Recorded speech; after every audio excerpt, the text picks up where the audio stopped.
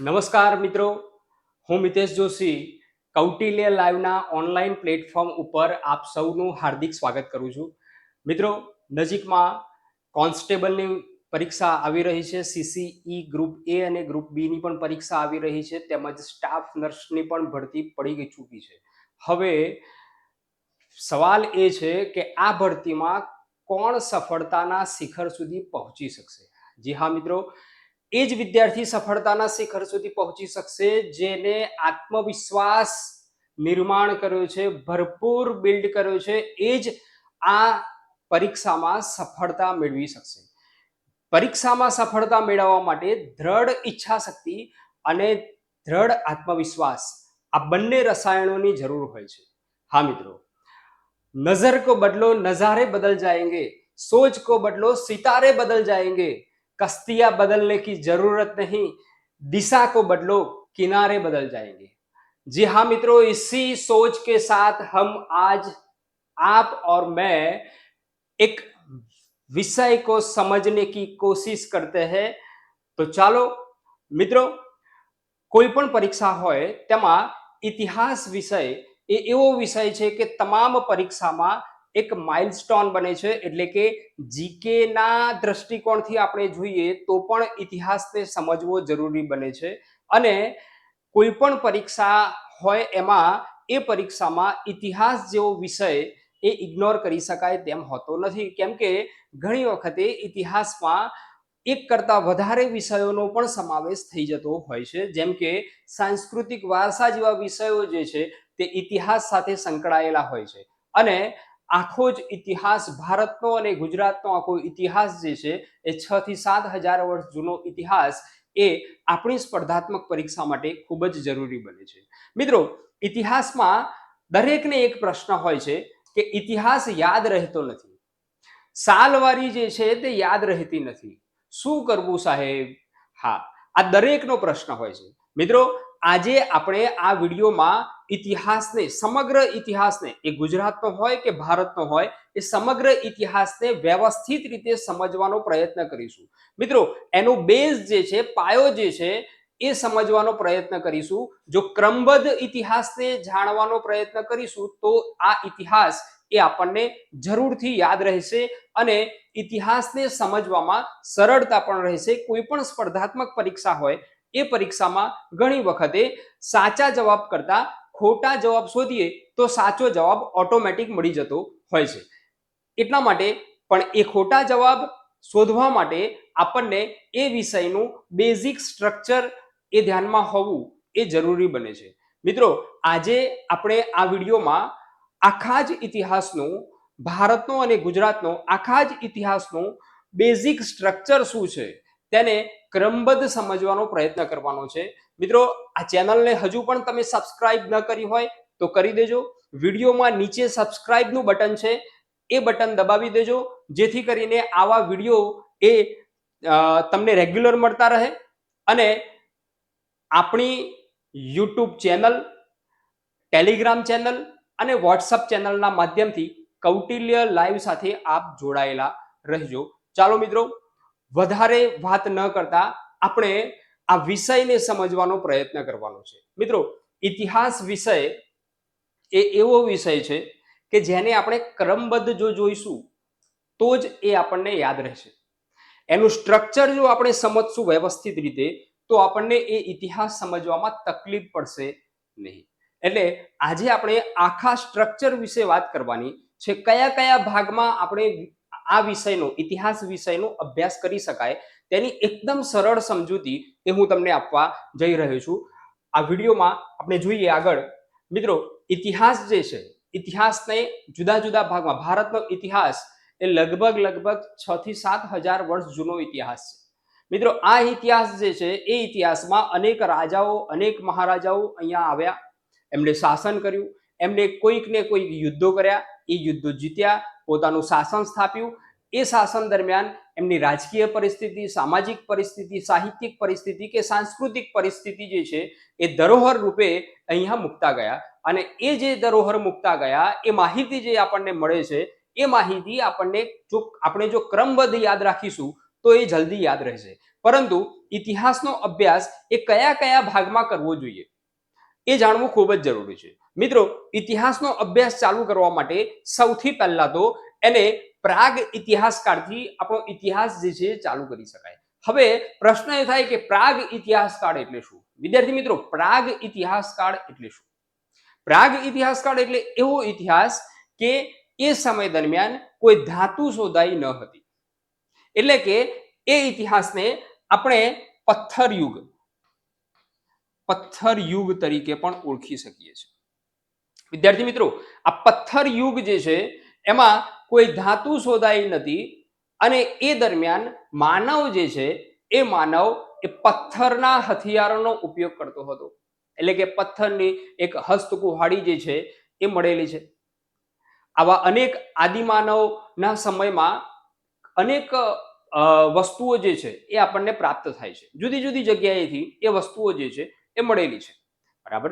એટલે પ્રાગ ઇતિહાસકાળ જે છે એ પ્રાગ ઇતિહાસથી આપણો ઇતિહાસ જે છે સ્ટાર્ટ કરી શકાય. પ્રાગ ઇતિહાસમાં પણ સમય પ્રમાણે જુદા જુદા મતાંતરો જોવા મળે છે. આમાં ઇતિહાસમાં સામાન્ય રીતે ઈસવીસન પૂર્વે 10,000 થી ઈસવીસન પૂર્વે 3,000 નો જે સમય છે એ સમયમાં જુદા જુદા ભાગમાં પ્રાગ ઇતિહાસકાળનો અભ્યાસ કરવામાં આવે છે. એટલે કે આ ઇતિહાસકાળનો જે સમય છે, આનો સમય જે છે એમાં કાર્બન ડેટિંગ પદ્ધતિ પ્રમાણે જુદા જુદા મતાંતરો જે છે ઇતિહાસમાં જોવા મળે છે. એક્ઝેક્ટ સમય જે છે એ અહીંયા છે નહીં. એટલે કાર્બન ડેટિંગ પદ્ધતિ પ્રમાણે જે ઇતિહાસકારોએ જે રીતે અભ્યાસ કર્યા હોય અને જે વસ્તુઓ મળેલી હોય એ વસ્તુઓનો ઇતિહાસ સામાન્ય ટેન્ટેટિવ આપણે જોઈએ સાલ તો 10,000 ઈસવીસન પૂર્વેથી, એટલે કે ઈસુના જન્મ પહેલાની વાત છે, ઈસવીસન પૂર્વેથી ઈસવીસન પૂર્વે 3,000 નો આ ઇતિહાસ ગણી શકાય. એટલે ત્યાંથી આપણે પ્રાગ ઇતિહાસકાળ એટલે કે પથ્થર યુગ તરીકે ઓળખવામાં આવે છે આ ઇતિહાસને. ત્યારબાદ આપણે જોઈએ તો એમાં સિંધુ સભ્યતા આવશે. ત્યાર પછી જે અવશેષો મળ્યા છે મિત્રો, સિંધુ સભ્યતા જે છે એ સિંધુ સભ્યતા એટલા માટે કહેવામાં આવે છે કે વ્હીલર નામના એક વિદ્વાન દ્વારા એને સિંધુ સભ્યતા આવું નામ આપવામાં આવ્યું હતું. મિત્રો, આ સભ્યતા આખી સભ્યતા જે છે એ આખી સભ્યતા એ મોટા ભાગે સૌપ્રથમ સિંધુ નદીના કિનારે, સિંધુ નદીની આસપાસ આ સભ્યતાના અવશેષો પ્રથમ મળ્યા હતા. એટલા માટે આ સભ્યતાને સિંધુ સભ્યતા તરીકે ઓળખવામાં આવે છે. મિત્રો, સિંધુ સભ્યતા એ ભારતની પ્રથમ નગરીય સભ્યતા કહેવામાં આવે. મિત્રો, સૌપ્રથમ ભારતીય ઇતિહાસમાં જો નગરો જોવા મળ્યા હોય તો સિંધુ સભ્યતામાં જોવા મળેલા છે. એટલે અંગ્રેજોના કાળ દરમિયાન સિંધુ સભ્યતા જે છે એ સિંધુ સભ્યતા એ શોધખોળ થઈ હતી અને એ સિંધુ સભ્યતા જે છે એને ભારતની પ્રથમ નગરીય સભ્યતા તરીકે ઓળખવામાં આવશે. એટલે એમ કહી શકાય મિત્રો કે સિંધુ સભ્યતા જે છે ત્યાંથી ભારતનો ઇતિહાસ, નગરીય સભ્યતાનો અભ્યાસ જે છે એ ત્યાંથી શરૂ કરી શકાય. એટલે અહીંયા વિદ્યાર્થી મિત્રો ખાસ ધ્યાનમાં રાખવા જેવી બાબત એ છે કે ઈસવીસન પૂર્વે, અહીંયા હજુ પણ ઈસવીસન પૂર્વે છે, ઈસવીસન પૂર્વે 2500 થી ઈસવીસન પૂર્વે 1500 નો આ સમય માનવામાં આવે છે. મિત્રો, આ સમય જે છે એ પણ એમાં જુદા જુદા મતાંતરો જોવા મળે છે. ખાસ ધ્યાનમાં રાખજો મિત્રો કે આપણા ભારતનો પ્રામાણિક ઇતિહાસ એટલે કે ગણી શકાય તેવો ઇતિહાસ, એક્ઝેક્ટ સાલવાળી વાળો પ્રામાણિક ઇતિહાસ, એ ભારતનો પ્રામાણિક ઇતિહાસ હર્યક વંશથી ચાલુ થાય છે. 16 મહાજન પદ હર્યક વંશથી ચાલુ થાય છે. જ્યારે ગુજરાતનો પ્રામાણિક ઇતિહાસ એ મૌર્ય કાળથી ચાલુ થાય છે. આ ખાસ ધ્યાનમાં રાખવા જેવું છે. સાહેબ, તમે કહો છો કે આ જે છે એમાં જુદા જુદા મતાંતરો જોવા મળે છે, તો આવા મતાંતરો કેમ? તો મિત્રો, એમાં જુદી જુદી વસ્તુઓ મળી આવી છે. તેમાં જુદા જુદા ઇતિહાસકારો જે છે એ જુદું એ દરેક વસ્તુનો અભ્યાસ જે છે એ જુદી જુદી રીતે કરતા હોય છે. એવી રીતે અહીંયા એનો મતાંતરો એટલા માટે છે કે એનો એક્ઝેક્ટ ઇતિહાસ હજી સુધી જાણી શકાયો નથી કે સિંધુ સભ્યતા જે છે એ આ સાલવારી પ્રમાણે એ સ્થાપિત થઈ અને આ જ સાલવારી પ્રમાણે એનો નાશ થયો એવું જાણી શકાયું નથી. એટલે એપ્રોક્સ આનો સમય જે છે એ 2500 થી 1500 નો ગણી શકાય. એટલે એક પ્રાગ ઇતિહાસકાળ થયો મિત્રો. ત્યાર પછી સિંધુ સભ્યતા થઈ. આ સિંધુ સભ્યતા જે છે એમાં મોહેજોદડોથી ધોળાવીરાથી લઈને લોથલ અને લોથલથી લઈને એ ઘણા બધા શહેરો જે છે એ મળેલા છે. લગભગ 1500 જેટલા સ્થળો મળેલા છે, એનાથી વધારે સ્થળો મળેલા છે. અગાઉ આપણે વિડીયોમાં સિંધુ સભ્યતાનો આખો અભ્યાસ કરેલો હતો. એ વિડીયો જે છે આપ વિદ્યાર્થી મિત્રો જોઈ શકો છો. એટલે સિંધુ સભ્યતા આવશે. ત્યાર પછી શું આવશે? તો ત્યાર પછી અહીંયાથી આપણે જવાનું છે પ્રાચીન યુગમાં. મિત્રો, પ્રાચીન યુગ જે છે, આ પ્રાચીન યુગ એ ભારતનો સામાન્ય રીતે પ્રામાણિક ઇતિહાસ અહીંથી સ્ટાર્ટ થાય એમ કહી શકાય.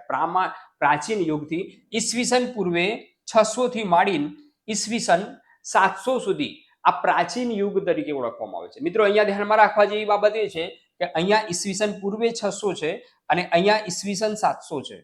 બરાબર? એટલે લગભગ 1300 વર્ષનો ઇતિહાસ ભારતનો એ થયો. ઈસવીસન પૂર્વે 600 મતલબ ઈસુના જન્મ પહેલાના 600 વર્ષ એવો એનો મતલબ થાય. અને ઈસવીસન 700 એટલે કે ઈસુના જન્મ પછીના 700 વર્ષ, આવો તેનો મતલબ થાય. મિત્રો, આ ખાસ ધ્યાનમાં રાખવા જેવી બાબત છે. 1300 વર્ષનો 1300 વર્ષનો ઇતિહાસ એ પ્રાચીન યુગમાં ગણી શકાય. ત્યાર પછી શું આવશે? તો મધ્યકાલીન યુગ. મધ્યકાલીન યુગ જે છે એ ઈસવીસન 700 થી ઈસવીસન 1600 સુધીનો જે ઇતિહાસ છે તે મધ્યકાલીન ભારત તરીકે ઓળખવામાં આવે છે. મધ્યકાલીન ભારત જે છે એમાં અનેક રાજપૂત રાજાઓ, દક્ષિણ ભારતના રાજવંશો, દિલ્હી સલ્તનત, મોગલ સામ્રાજ્ય, આ બધા જ વંશો જે છે એ મધ્યકાલીન યુગમાં આવ્યા છે. હવે મિત્રો, તમને પ્રશ્ન થાય કે આ પ્રાચીન યુગ, પાછો મધ્યકાલીન યુગ, પાછો આધુનિક યુગ, આ કેવી રીતે ડિવાઈડ થયેલું છે? મિત્રો, ઇતિહાસકારોએ એ વખતની જે બદલાયેલી જે પરિસ્થિતિ છે ઇતિહાસની, એ ઇતિહાસની બદલાયેલી પરિસ્થિતિને જોતા ઇતિહાસકારોએ આ ભાગ પાડેલા છે આપણી સમજણ ખાતર. બરાબર? કેમ કે એ વખતે પરિસ્થિતિ જે છે, સામાજિક પરિસ્થિતિ, આર્થિક પરિસ્થિતિ, રાજકીય પરિસ્થિતિ, એ પરિસ્થિતિ ચેન્જ થઈ હોય, બદલાઈ હોય, એના આધારે ઇતિહાસકારોએ આ ભાગ પડેલા છે. પ્રાચીન યુગ, મધ્યકાલીન યુગ, આધુનિક યુગ, એ રીતે ભાગ પાડેલા છે આપણી સમજણ ખાતર, ઇતિહાસને સમજવા માટે. એટલે મધ્યકાલીન યુગ જે છે એ મધ્યકાલીન યુગમાં મુસલમાન આક્રમણકારો પણ આવેલા છે, રાજપૂત રાજાઓ, દક્ષિણ ભારતના સામ્રાજ્યો જોવા મળે છે, દિલ્હી સલ્તનતની સ્થાપના થઈ છે અને મુગલ સામ્રાજ્ય આવ્યું છે. આ બધું જે છે મધ્યકાલીન ભારતમાં આવેલું છે. ત્યાર પછી આવશે આધુનિક ભારત. આધુનિક યુગ જે છે, આધુનિક યુગને આધુનિક યુગ એટલા માટે ઓળખવામાં આવે છે કે અહીંયા યુરોપીય પ્રજાઓ આવવાની શરૂઆત થઈ. એટલે કે રોડ માર્ગે જે વેપાર થતો હતો ભારત અને યુરોપ વચ્ચે, એ રોડ માર્ગે વેપાર જે છે એ બંધ થયો. એટલે કે કોન્સ્ટેન્ટિનોપલનું પતન થયું અને રોડ માર્ગે વેપાર એ બંધ થયો. ત્યાર પછી દરિયાઈ માર્ગ શોધાયો, પોર્ટુગીઝો આવ્યા. પોર્ટુગીઝો આવ્યા પછી અનેક યુરોપીય પ્રજાઓ જે છે પોર્ટુગીઝના પાછળ આવી. પોર્ટુગીઝો આવ્યા, ડચ આવ્યા, અંગ્રેજો આવ્યા, ફ્રેન્ચો આવ્યા, ડેનિશ આવ્યા. આ બધી પ્રજા જે છે એ યુરોપથી આવી અને મોટા ભાગે યુરોપીય પ્રજાના આવવાથી યુરોપની ટેકનોલોજી એ ભારતમાં ધીમે ધીમે આવવા લાગી. એટલે ભારતની રાજકીય સ્થિતિ પણ બદલાવી, સામાજિક સ્થિતિ બદલાઈ, આર્થિક સ્થિતિ બદલાઈ, નવી નવી શોધખોળો જે છે ભારતમાં આવવા લાગી. એટલે 1600 પછીનો જે ઇતિહાસ છે એ 1600 પછીના ઇતિહાસમાં આધુનિક યુગ તરીકે ઓળખવામાં આવશે. 1600 પછી એ આધુનિક યુગ સ્ટાર્ટ થશે. મિત્રો, હવે ઇતિહાસનો જે અભ્યાસ થાય છે, આપણે જે ઇતિહાસનો અભ્યાસ કરીએ છીએ, એ ઇતિહાસનો અભ્યાસ જો આટલા ભાગમાં કરવામાં આવે તો મને એવું લાગે છે કે ઇતિહાસને સમજવામાં ખૂબ જ સરળતા રહેશે. અને આ દરેક ભાગમાં કંઈક ને કંઈક સામાજિક, આર્થિક, રાજકીય સ્થિતિ એ બદલાઈ છે. વિદ્યાર્થી મિત્રો, સમજાય છે ને? અહીંયા ધ્યાનમાં રાખજો કે ઇતિહાસ એ ખૂબ જ મોટો વિષય છે, લાંબો વિષય છે, એ ક્યારેય પૂરો ન થાય તેવો વિષય છે. પરંતુ આપણે પરીક્ષામાં માર્ક્સ લાવવાના છે, એટલે સ્માર્ટ વર્ક કરવાનું છે. ધ્યાનમાં રાખવા જેવી બાબત એ છે કે આપણે પરીક્ષામાં માર્ક્સ કેવી રીતે સરળતાથી એ લઈ શકીએ આ વિષયના, એ સમજવાનું છે. આટલા ભાગમાં આપણે ઇતિહાસનો અભ્યાસ કરવો જોઈએ. હવે મિત્રો, આ બધા જ ભાગને આપણે વન બાય વન સમજવાના પ્રયત્ન કરવાનો છે. પ્રાચીન યુગ આવ્યો તો પ્રાચીન યુગ જે છે તેમાં શું સ્થિતિ હતી ને કયા કયા વંશ આવ્યા. મધ્યકાલીન ભારત તેમાં શું સ્થિતિ અને કયા કયા વંશ આવ્યા અને આધુનિક ભારતમાં શું સ્થિતિ હતી એ આપણે વન બાય વન સમજવાનો પ્રયત્ન કરવાનો છે.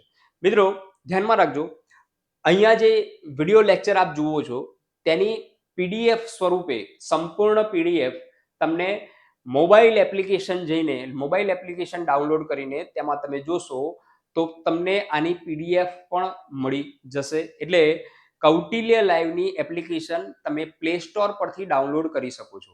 તેમાં તમને એ ફ્રી લેક્ચર પણ મળશે અને ફ્રી મટીરિયલ પણ મળશે, ટેસ્ટ મળશે, આ બધું જ જે છે ત્યાં આગળ મળશે. એટલે અહીંયા જે વિડીયો છે તેની બધી જ પીડીએફ સ્વરૂપે ફાઇલ એ તમે ત્યાંથી જોઈ શકશો. એટલા માટે પ્લે સ્ટોર પરથી હમણાં જ એપ્લિકેશન કૌટિલ્ય લાઈવ એપ્લિકેશન એ ડાઉનલોડ કરો.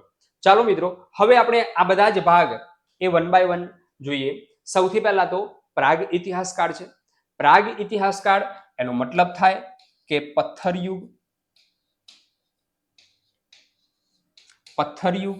હવે પ્રાગ ઇતિહાસકાળ જે છે એ પ્રાગ ઇતિહાસકાળને પથ્થર યુગ તરીકે પણ ઓળખવામાં આવે છે. કેમ કે આમાં કોઈ ધાતુ ન હતી, કોઈ ધાતુ શોધાઈ ન હતી, કોઈ ધાતુ શોધાઈ ન હતી. એટલા માટે આને પ્રાગ ઇતિહાસકાળ અથવા તો પથ્થર યુગ તરીકે ઓળખવામાં આવે છે. તે વખતનો માણસ જે છે એ પ્રકૃતિ સાથે પોતાનો સંઘર્ષ એ પ્રકૃતિ સાથે હતો અને એ પ્રકૃતિથી બચવા માટે પોતે એ પથ્થરોના જુદા જુદા હથિયારોનો ઉપયોગ કરતો હતો. એ વખતે જે શસ્ત્રો હતા તે પણ પથ્થરના બનેલા હતા. આદિમાનવ કાળ જે છે એ આ કાળ ગણી શકાય. મિત્રો આને પથ્થર યુગ તરીકે ઓળખવામાં આવશે. આના પણ જુદા જુદા ભાગ જે છે એ પડે છે. આનો સમયગાળો સામાન્ય રીતે 10,000 થી ઈસવીસન પૂર્વે 3,000 નો માનવામાં આવે છે. બરાબર, એટલે આ પથ્થર યુગ છે.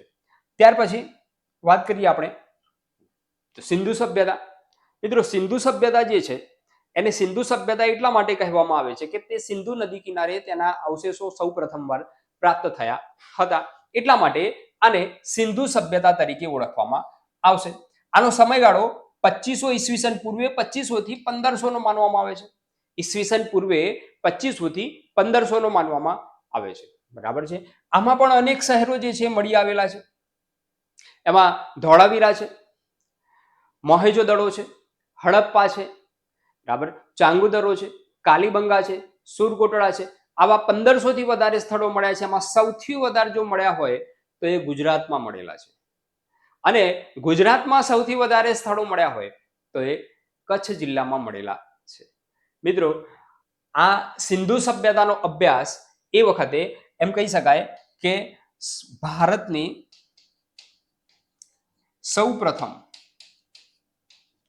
સૌપ્રથમ નગરીય સભ્યતા,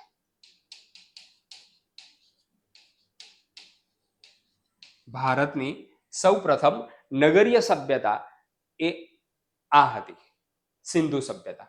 એને હડપ્પીય સભ્યતા તરીકે પણ ઓળખવામાં આવે છે.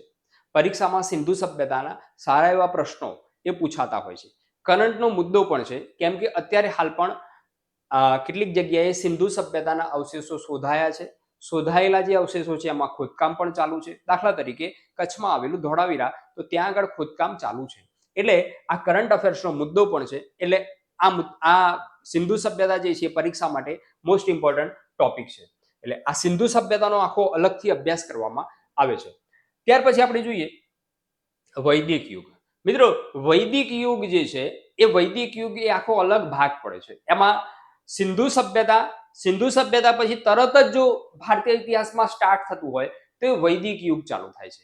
મિત્રો સિંધુ સભ્યતાના જે અવશેષો મળે છે તે દબાયેલા છે, જમીનના નીચેથી દબાઈને ખોદકામ કરીને એ કાઢેલા અવશેષો છે.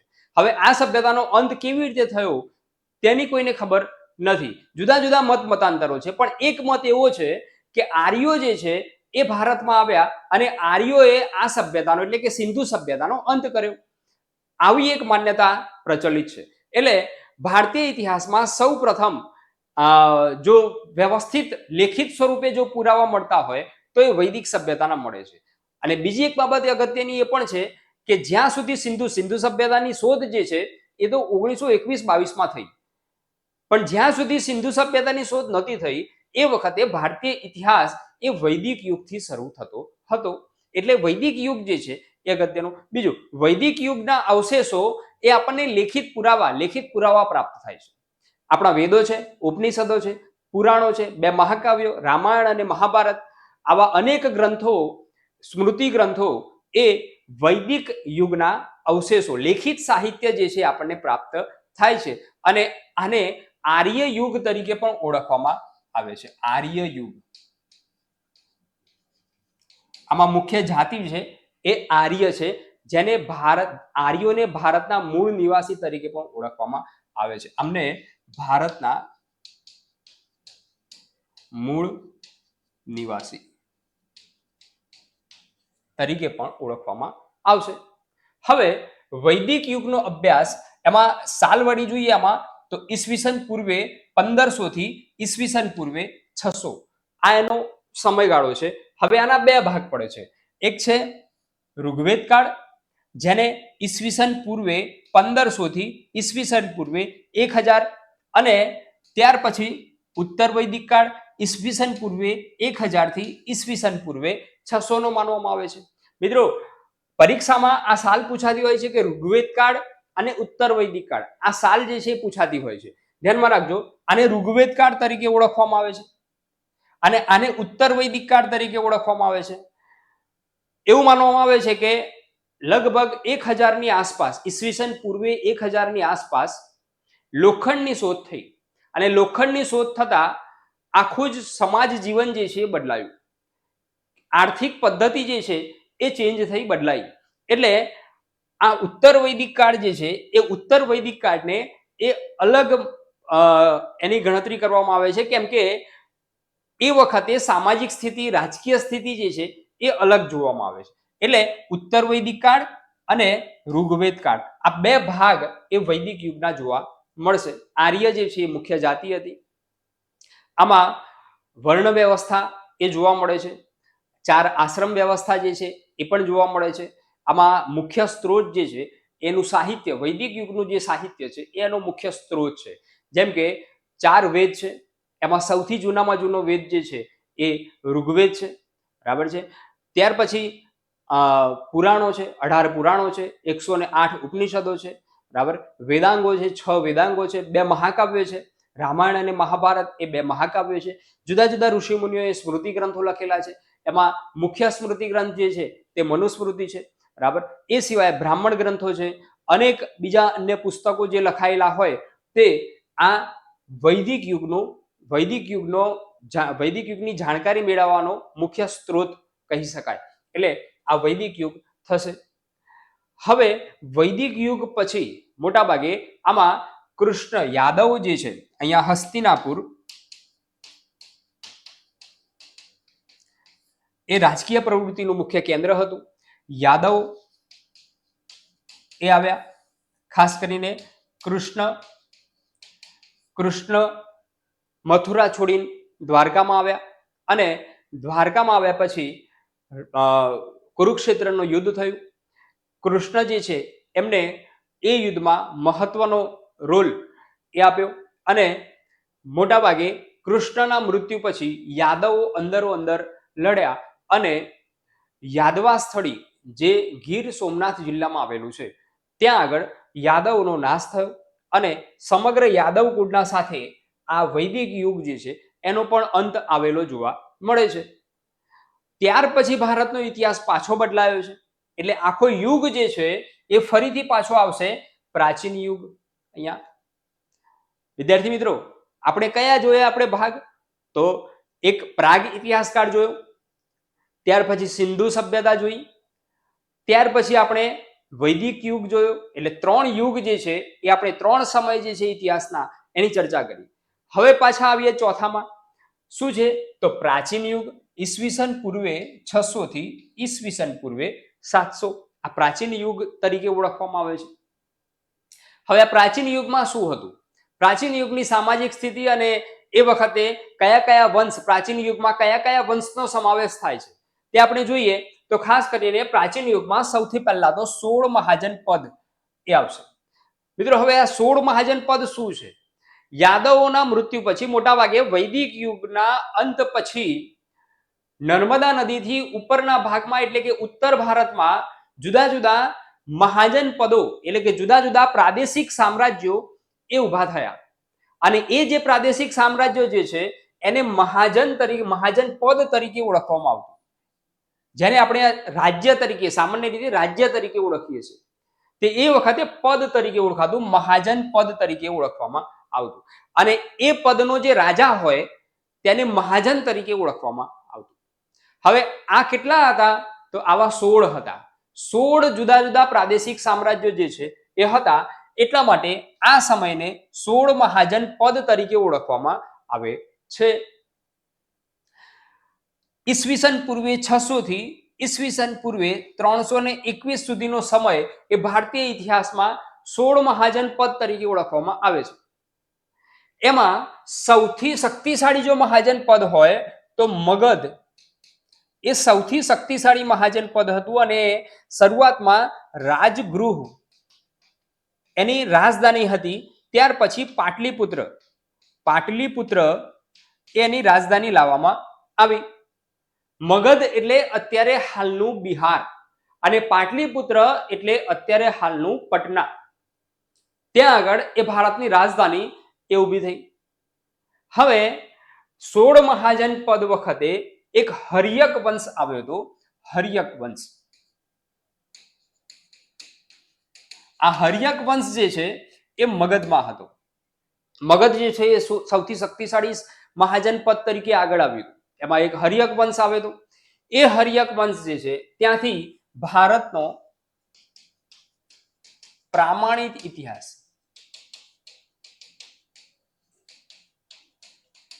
શરૂ થાય. હર્યક વંશથી ભારતનો પ્રામાણિક ઇતિહાસ જે છે એ હર્યક વંશથી સ્ટાર્ટ થાય. બરાબર? એટલે એ 16 મહાજન પદ જે છે એ 16 જે ભાગ છે એમાં મગધ સામ્રાજ્ય એ શક્તિશાળી મહાજન પદ આવ્યું અને પછી ઘણા વર્ષો સુધી પાટલીપુત્ર જે છે એ ભારતની રાજધાની રહ્યું. આ ક્યાં સુધી ચાલ્યું? તો આ જે છે એ ઈસવીસન 321 સુધી ચાલ્યું. કેમ 321 સુધી આગળ ન ચાલ્યું? તો સ્વાભાવિક છે, મૌર્ય સામ્રાજ્યની સ્થાપના થઈ ત્યાર પછી અને ભારતીય ઇતિહાસ જે છે ફરીથી પાછો બદલાયો. ભારતનું મોટું સામ્રાજ્ય આવ્યું, મૌર્ય સામ્રાજ્ય.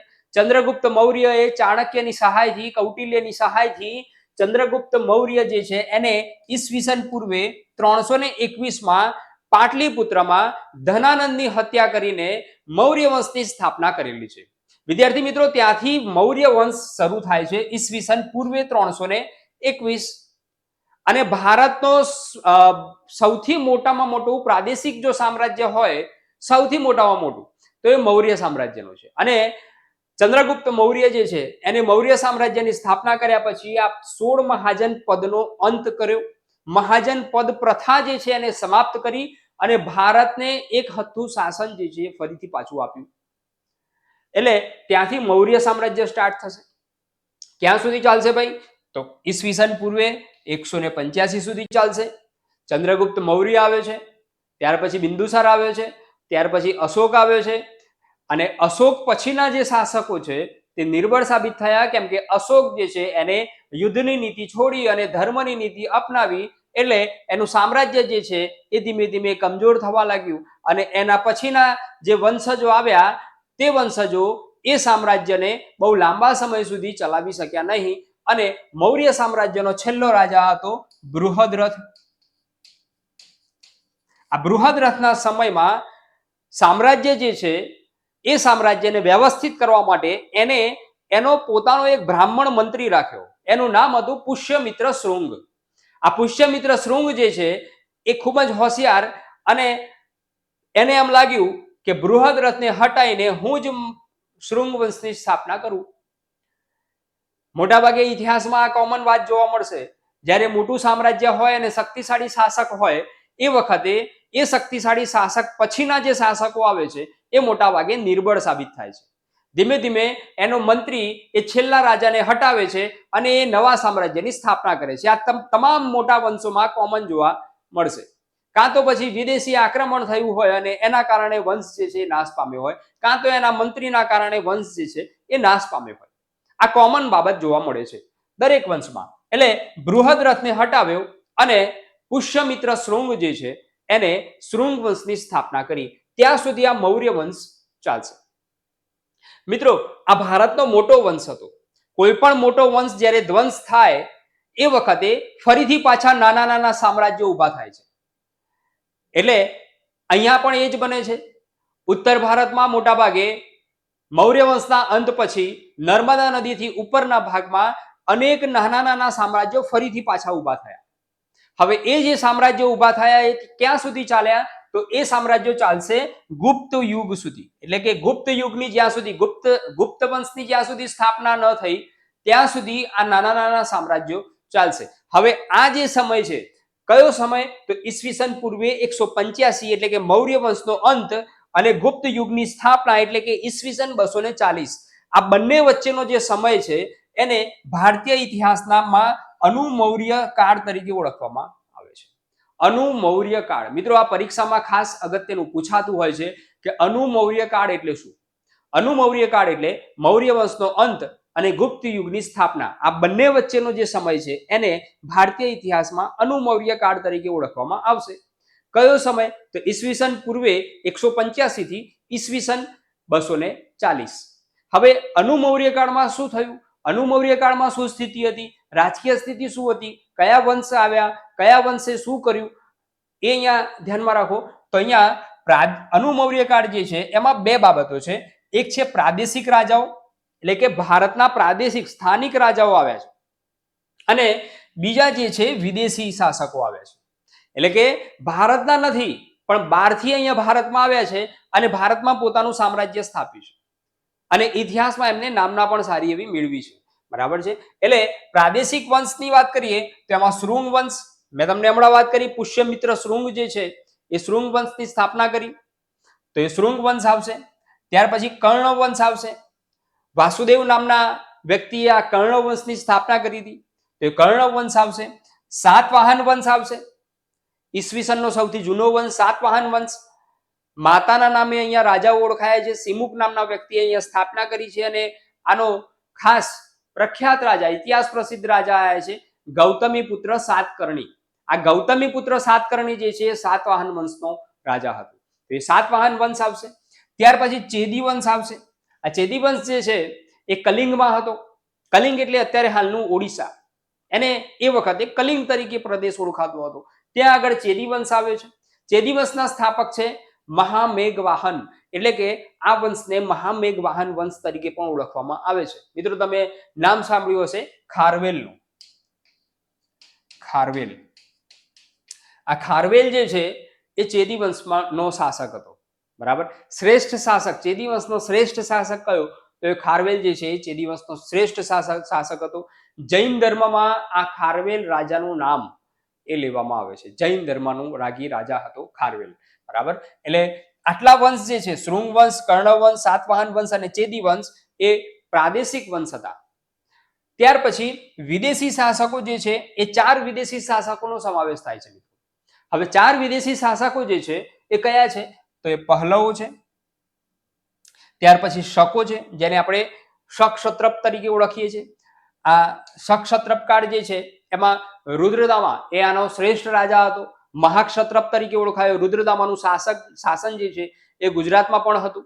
મિત્રો, મૌર્ય વંશનું શાસન પણ ગુજરાતમાં હતું અને આ શક વંશનું શાસન જે છે મૌર્ય વંશના અંત પછી ગુજરાતમાં સીધું જ એ શકોનું શાસન જોવા મળે છે. ગ્રીકો અને શકોનું શાસન જે છે જોવા મળે છે. બરાબર છે. એટલે અનુમૌર્ય કાળમાં ગુજરાતમાં શું હતું? તો શકો હતા અને ગ્રીકો હતા. બરાબર. એ ક્યાં સુધી ચાલ્યા ગુજરાતમાં? તો ગુપ્ત યુગ સુધી ચાલેલા છે. એટલે સાથે સાથે ગુજરાતની સ્થિતિ પણ જોવી એ જરૂરી છે. એટલે શકો જે છે એમાં રુદ્રદામા જે છે શ્રેષ્ઠ શાસક હતો અને રુદ્રદામાનો સુબો એટલે સુવિશાખા એની રાજધાની હતી ગુજરાતની. ગિરનાર, જુનાગઢ જે છે રાજધાની હતી. બરાબર. એટલે એ શકો આવશે. ત્યાર પછી કુષાણ સામ્રાજ્ય. આ શક અને કુષાણ જે છે એ મધ્ય એશિયામાંથી ભારતમાં આવ્યા અને ભારતમાં એમને પોતાનું શાસન સ્થાપેલું હતું. કુષાણ વંશ જે છે એ વિદેશી શાસકોમાં સૌથી મોટો વંશ હતો. કુષાણનું શાસન. આ કુષાણ જે છે એમાં કનિષ્ક જે છે તેનું નામ એ ખાસ પ્રખ્યાત છે, બૌદ્ધ ધર્મમાં લેવાય છે. સમ્રાટ અશોક, કનિષ્ક અને હર્ષવર્ધન આ બૌદ્ધ ધર્માનુરાગી 3 મહાન રાજાઓ એમાંનો એક છે કનિષ્ક. આ કનિષ્ક જે છે એ કુષાણ વંશનો હતો. બરાબર.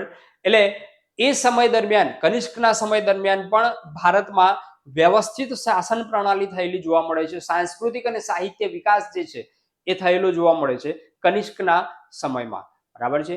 કનિષ્કને દ્વિતીય અશોક તરીકે પણ ઓળખવામાં આવે છે અને ઉપમા આપવામાં આવેલી છે દ્વિતીય અશોકની. બરાબર. એટલે એ કુષાણ શાસન આવશે.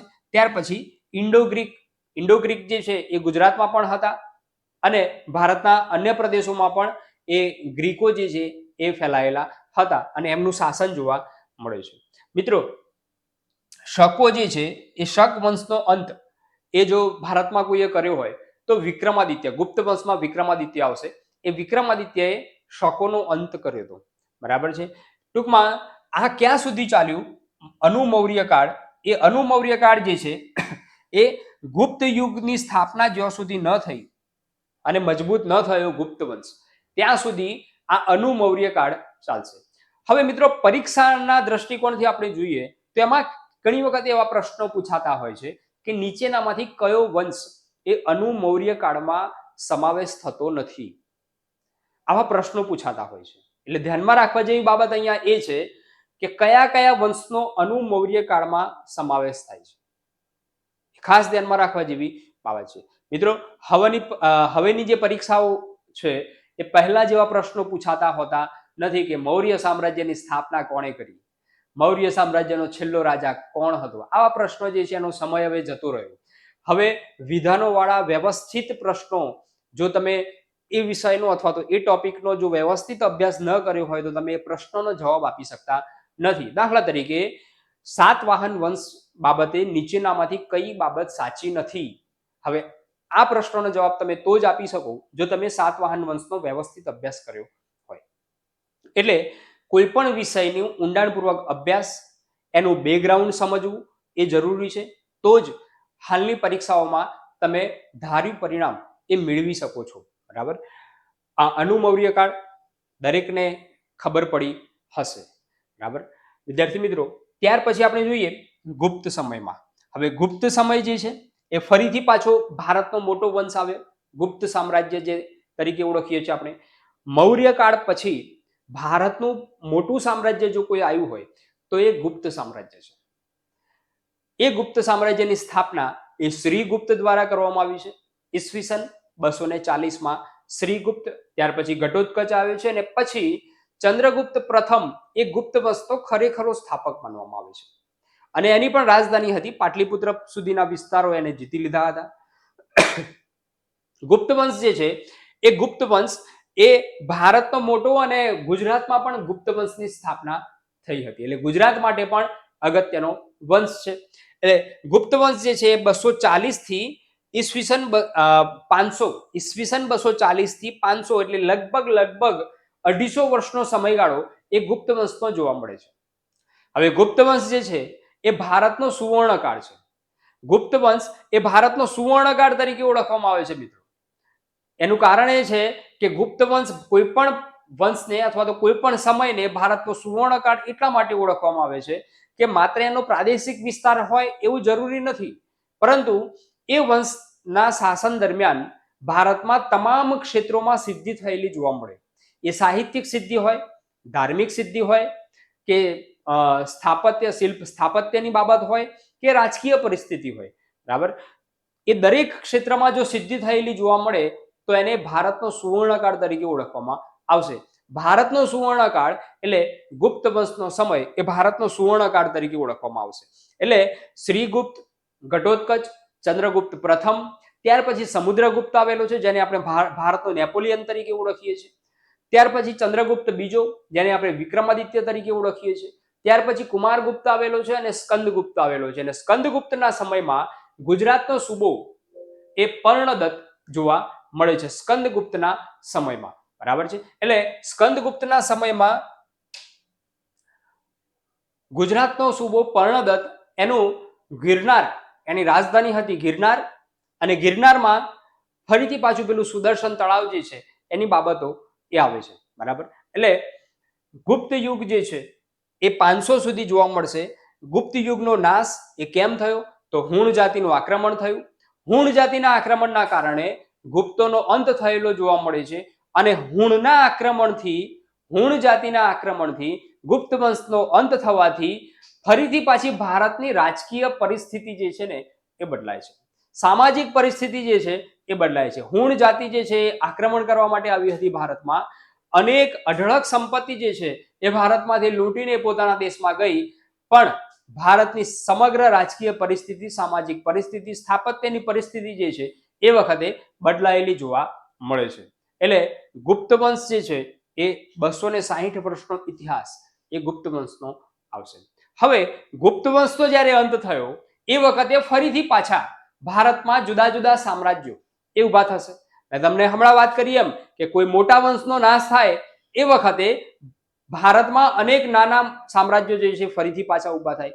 એમાં અગત્યની વાત છે ગુજરાતની.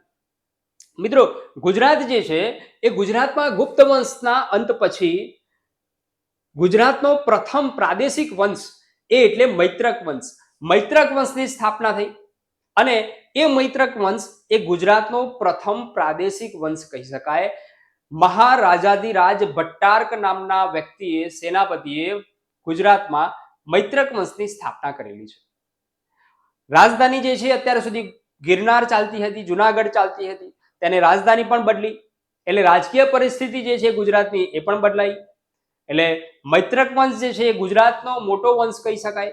તેમાં અનેક મહાન રાજાઓ આવ્યા, એમાં અનેક સિદ્ધિઓ થયેલી જોવા મળે છે. વલ્લભી એ એની રાજધાની આવી. વલ્લભી જે છે એટલે કે અત્યારે હાલના ભાવનગર જિલ્લામાં આવેલું છે. અને વલ્લભી વિદ્યાપીઠ જે છે એ વલ્લભી વિદ્યાપીઠ એ સમગ્ર વિશ્વનું બૌદ્ધ ધર્મનું એક અગત્યનું કેન્દ્ર હતું. એટલે મૈત્રક વંશ જે છે એ ગુજરાતમાં સ્થાપિત થયો ગુપ્તોના અંત પછી. મિત્રો, મૈત્રક વંશ જે છે એ બહુ લાંબો ચાલ્યો, એટલે કે શિલાદિત્ય 7મા સુધી એ મૈત્રક વંશ જે છે એ ચાલેલો છે. એટલે ગુજરાતમાં મૈત્રક વંશનો અભ્યાસ જે છે એ અલગથી કરવામાં આવે છે. હવે ગુપ્ત વંશનો અંત થયો તો ભારતમાં શું સ્થિતિ હતી ગુપ્ત વંશના અંત પછી? હવે ગુપ્ત વંશનો અંત થયો, મેં તમને વાત કરી કે ફરીથી પાછા ભારતમાં પ્રાદેશિક સામ્રાજ્ય જે છે નવા ઊભા થયા છે. હવે ગુપ્ત વંશના અંત પછી ભારતના જે પ્રાદેશિક સામ્રાજ્યો ઊભા થયા એમાં સૌથી મહત્વનું જો સામ્રાજ્ય હોય, સૌથી મહત્વનું, તો એ વર્ધન સામ્રાજ્ય છે. જી હા, રાજ્યવર્ધન અને છેલ્લે હર્ષવર્ધન જે છે એ હર્ષવર્ધન સુધી એ આ સામ્રાજ્ય જે છે એ આવેલું જોવા મળે છે. વિદ્યાર્થી મિત્રો, વર્ધન સામ્રાજ્ય એ પ્રાચીન ભારતનું છેલ્લું સામ્રાજ્ય રહેશે. પ્રાચીન ભારતનું છેલ્લું સામ્રાજ્ય એ એટલે વર્ધન સામ્રાજ્ય. હવે હર્ષવર્ધન એ પ્રાચીન ભારતનો છેલ્લો રાજા. મેં તમને વાત કરી એમ કે વર્ધન સામ્રાજ્ય જે છે એમાં હર્ષવર્ધન એ કયા ધર્મમાં માનનારો હતો? તો એ બૌદ્ધ ધર્મમાં માનનારો હતો. સમ્રાટ અશોક, ત્યાર પછી કનિષ્ક અને ત્યાર પછી હર્ષવર્ધન, આ 3 મહાન રાજાઓ એ બૌદ્ધ ધર્મના મહાન રાજાઓ, જેણે બૌદ્ધ ધર્મનો સારો એવો પ્રચાર પણ કરેલો છે, અને એટલા માટે જ એમને બૌદ્ધ ધર્મને રાજ્યાશ્રય આપેલો જોવા મળે છે. 4 પરિષદો જે છે એ આ સમયમાં જ ભરાયેલી જોવા મળે છે. મિત્રો, બૌદ્ધ ધર્મ જે છે એનો ફેલાવો જે છે એ આ રાજાઓએ માત્ર પ્રાદેશિક વિસ્તાર નતો વધાર્યો, પણ બૌદ્ધ ધર્મનો ફેલાવો જે છે એ પણ સારા એવા પ્રમાણમાં કર્યો હતો. એટલે પ્રાચીન ભારતનું છેલ્લું સામ્રાજ્ય એ એટલે વર્ધન સામ્રાજ્ય, અને પ્રાચીન ભારતનો છેલ્લો રાજા એ એટલે હર્ષવર્ધન. હર્ષવર્ધન જે છે એ 646માં ઈસવીસન 646માં હર્ષવર્ધનનું મૃત્યુ થયેલું છે. હર્ષવર્ધન જે છે નિસંતાન હતો, એટલે એના મૃત્યુ પછી એનું સામ્રાજ્ય જે છે નાશ પામેલું જોવા મળે છે, અને ભારતમાં પણ રાજકીય પરિસ્થિતિ બદલાવી છે. 700 પછી મહમદ બિન કાસિમ નામનો પ્રથમ મુસ્લિમ આક્રમણકર્તા એ ભારતમાં આવ્યો, અને એ મુસ્લિમ આક્રમણકર્તા જે ભારતમાં આવ્યો તેને બહુ જ મોટા પ્રમાણમાં એ લૂંટ ચલાવી.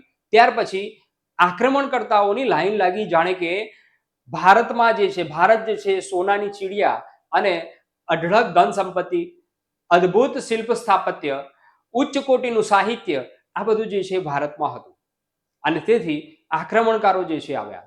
ગઝની અને ગોરી જેવા આક્રમણકારો જે છે એ આ સમય દરમિયાન આવ્યા છે.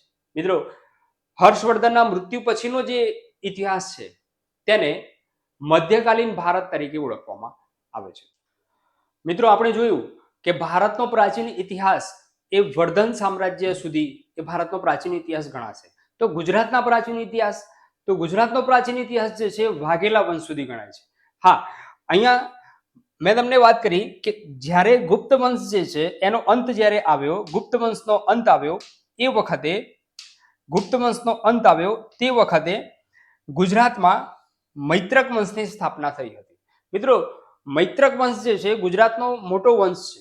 હવે મૈત્રક વંશની સ્થાપના થઈ, આ ક્યાં સુધી ચાલ્યું? તો એ આરબોના આક્રમણ સુધી ચાલ્યું, આરબ આક્રમણ સુધી. હવે આરબોનું આક્રમણ થયું અને એ આરબ આક્રમણના કારણે મૈત્રક વંશનો અંત થયો.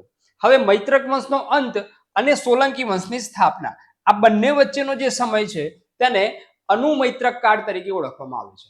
મિત્રો, આ ધ્યાનમાં રાખવા જેવી બાબત છે. કન્ફ્યુઝન પોઈન્ટ, અહીંયા અનુમૌર્ય કાળ અને અનુમૈત્રક કાળ, આ કન્ફ્યુઝન પોઈન્ટ છે, આ ધ્યાનમાં રાખજો. અનુમૌર્ય કાળ જે છે એ ભારતના અનુસંધાનમાં ધ્યાનમાં રાખવાનું રહેશે અને અનુમૈત્રક કાળ જે છે એ ગુજરાતના અનુસંધાનમાં ધ્યાનમાં રાખવાનું રહેશે. અનુમૌર્ય કાળ એટલે મૌર્ય વંશનો અંત અને ગુપ્ત વંશની સ્થાપના, આ બંને વચ્ચેનો સમય. અને અનુમૈત્રક કાળ એટલે કે મૈત્રક વંશનો અંત અને સોલંકી વંશની સ્થાપના, આ વચ્ચેનો સમય. એમાં ચાવડા વંશ જે છે, વનરાજ ચાવડાનો ચાવડા વંશ જે છે એ ચાવડા વંશ અનુમૈત્રક કાળમાં આવશે. આ ધ્યાનમાં રાખજો. સોલંકી વંશ ગુજરાતનો મોટો વંશ, સોલંકી વંશ ગુજરાતની પ્રતિષ્ઠા, ગુજરાતનું સ્થાપત્ય, ગુજરાતમાં તમામ ક્ષેત્રે જો સિદ્ધિ થયેલી જોવા મળતી હોય તો એ સોલંકી વંશ દરમિયાન મળે છે. એટલે ગુજરાતનો સુવર્ણકાળ એ એટલે સોલંકી વંશ. અને કયા રાજાના સમયમાં? તો સિદ્ધરાજ જયસિંહના સમયમાં ગુજરાતનો સુવર્ણકાળ કહેવાય છે. આ સોલંકી વંશના અંત પછી વાઘેલા વંશ આવે છે. વાઘેલા વંશ જે છે એ ક્યાં સુધી ચાલશે? તો એ કર્ણદેવ વાઘેલા સુધી ચાલશે. અલ્લાઉદ્દીન ખિલજી એને ગુજરાતમાં એ આક્રમણ કરવા માટે પોતાના સેનાપતિ અલફ ખાનને મોકલ્યો અને અલફ ખાને વાઘેલા વંશના કર્ણદેવને માર્યો, અંત કર્યો. અને વાઘેલા વંશના અંત સાથે ગુજરાતમાં પ્રાચીન યુગ જે છે, ગુજરાતનો પ્રાચીન યુગ, એનો પણ અંત આવે છે. અને ગુજરાતમાં પછી સલ્તનતની સ્થાપના થાય છે, દિલ્હી સલ્તનતની સ્થાપના થાય છે. મિત્રો, અહીંયા ધ્યાનમાં રાખવાની બાબત એ છે કે ભારતનો પ્રાચીન યુગ અને ગુજરાતનો પ્રાચીન યુગ એ અલગ અલગ છે. ગુજરાતનો પ્રાચીન યુગ જે છે વાઘેલા વંશ સુધી ચાલશે, જ્યારે ભારતનો પ્રાચીન યુગ જે છે એ વર્ધન સામ્રાજ્ય સુધી ચાલશે. ભારતના પ્રાચીન યુગનો છેલ્લો રાજા જે છે હર્ષવર્ધન કહેવાશે અને ગુજરાતના પ્રાચીન યુગનો છેલ્લો રાજા જે છે એ કર્ણદેવ, જેને આપણે કરણ ઘેલો તરીકે ઓળખીએ છીએ, ત્યાં સુધી એ કહેવાશે ગુજરાતનો પ્રાચીન યુગ. મિત્રો, આ પ્રાચીન યુગનો અભ્યાસ, એ ભારત અને ગુજરાતના પ્રાચીન યુગનો અભ્યાસ જે છે એ આ રીતે કરવામાં આવે છે. ભારત અને ગુજરાતના પ્રાચીન યુગનો અભ્યાસ જે છે એ આ રીતે થશે. આપણે જોયું 16 મહાજનપદ, મૌર્ય સામ્રાજ્ય, અનુમૌર્ય કાળ, પ્રાચીન યુગ, વર્ધન સામ્રાજ્ય અને ગુજરાતના રાજવંશો. આટલા ભાગમાં આપણે પ્રાચીન યુગનો અભ્યાસ કરવામાં આવે છે. ખબર પડતી હશે દરેકને.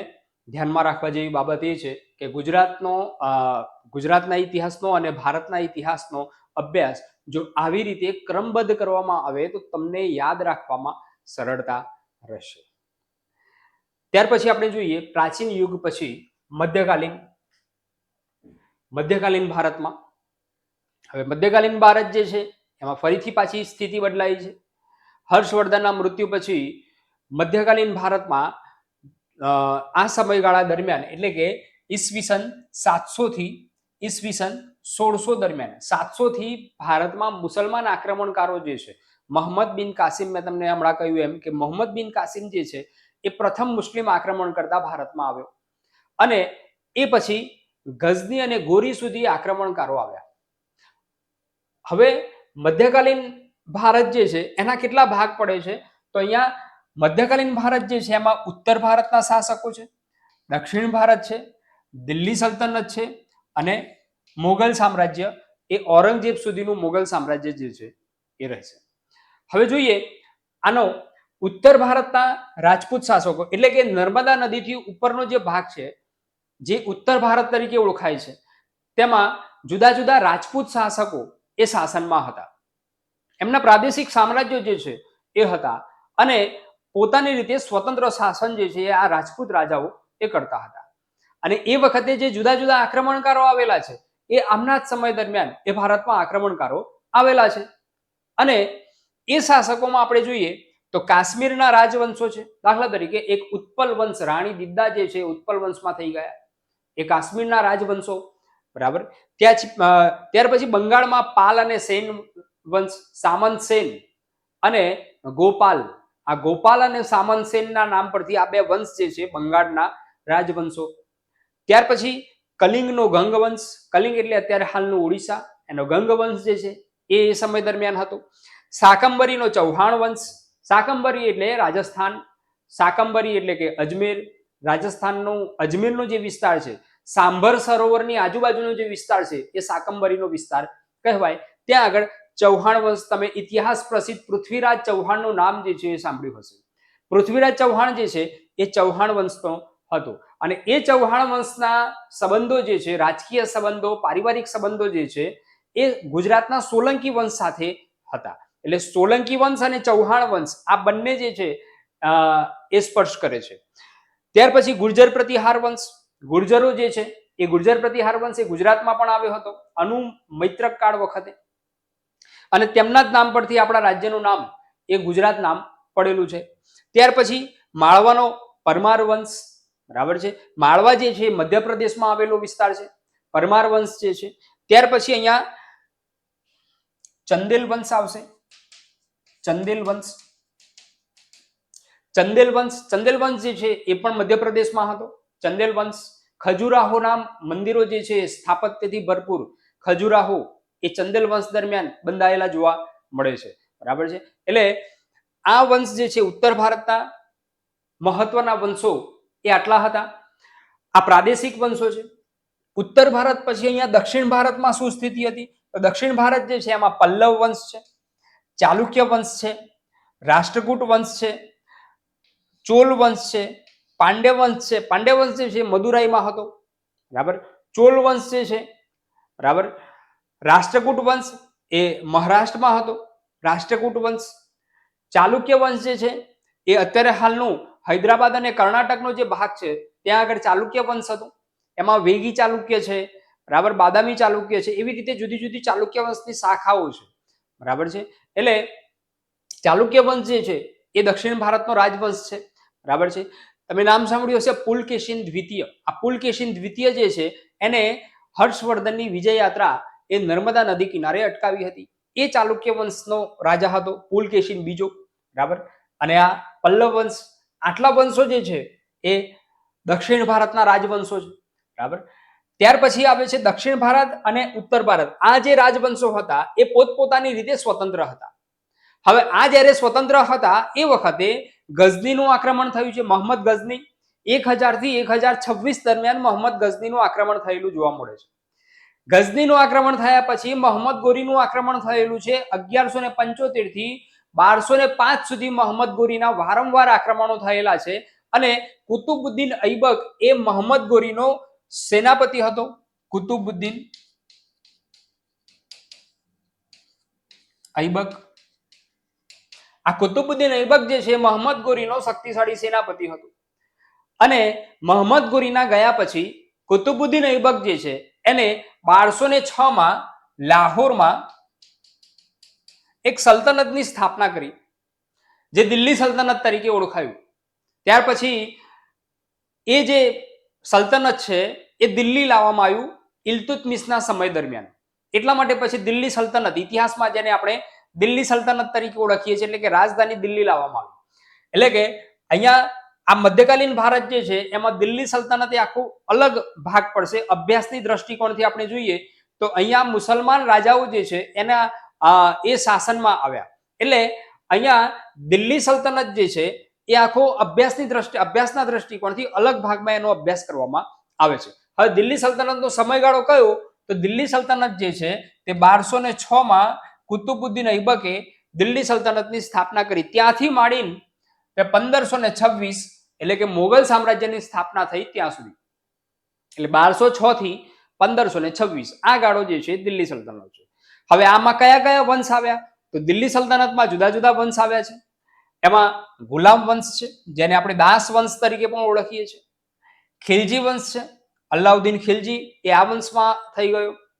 ત્યાર પછી તુગલક વંશ છે, ગ્યાસુદ્દીન તુગલક અને મોહમ્મદ બિન તુગલક એ આ વંશમાં થઈ ગયા. સૈયદ વંશ છે, સૈયદ વંશ જે છે એમાં ખીજખાં થઈ ગયો, તો એ આ વંશમાં થઈ ગયો. અને લોધી વંશ છે, લોધી વંશ જે છે ભારતનું પ્રથમ અફઘાન સામ્રાજ્ય કહેવાય છે. બહલોલ લોધી, સિકંદર લોધી અને છેલ્લે ઇબ્રાહિમ લોધી આવ્યો. ઇબ્રાહિમ લોધી જે છે એના સમયગાળા દરમિયાન આ બાબર જે છે એ 1526 માં એને આક્રમણ કર્યું અને બાબર અને ઇબ્રાહિમ લોધી વચ્ચે યુદ્ધ થયું, જેને પાણીપતનું પ્રથમ યુદ્ધ તરીકે ઓળખવામાં આવે છે. 1526 માં પાણીપતનું પ્રથમ યુદ્ધ. પાણીપતના મિત્રો 3 યુદ્ધ થયા છે. 1526 માં પ્રથમ યુદ્ધ થયું છે, 1556 માં એ પાણીપતનું બીજું યુદ્ધ થયું છે, 1526, 1556 અને 1761 માં એ પાણીપતનું ત્રીજું યુદ્ધ થયું છે. ઇતિહાસ પ્રસિદ્ધ આ 3 યુદ્ધો જે છે એ પાણીપતના થયા છે. એમાં પ્રથમ યુદ્ધ ઇબ્રાહિમ લોધી અને બાબર વચ્ચે થયું.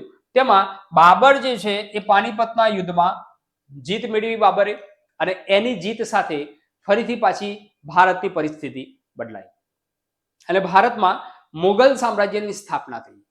બરાબર છે. બાબર જે છે તુર્કિસ્તાનનો હતો, તુર્કી સામ્રાજ્ય જે છે એ સ્થપાયું. બરાબર છે. એટલે દિલ્હી સલ્તનત ગુલામ વંશથી લોધી વંશ સુધી, એટલે કે 1206 થી 1526 સુધી સલ્તનતનો અભ્યાસ કરવામાં આવે છે. હવે આ મુગલ સામ્રાજ્ય જે છે એ મુગલ સામ્રાજ્ય દિલ્હી સલ્તનતમાં એનો સમાવેશ કરવામાં આવતો નથી. આનો મુગલ સામ્રાજ્યનો અભ્યાસ જે છે જુદો થાય છે.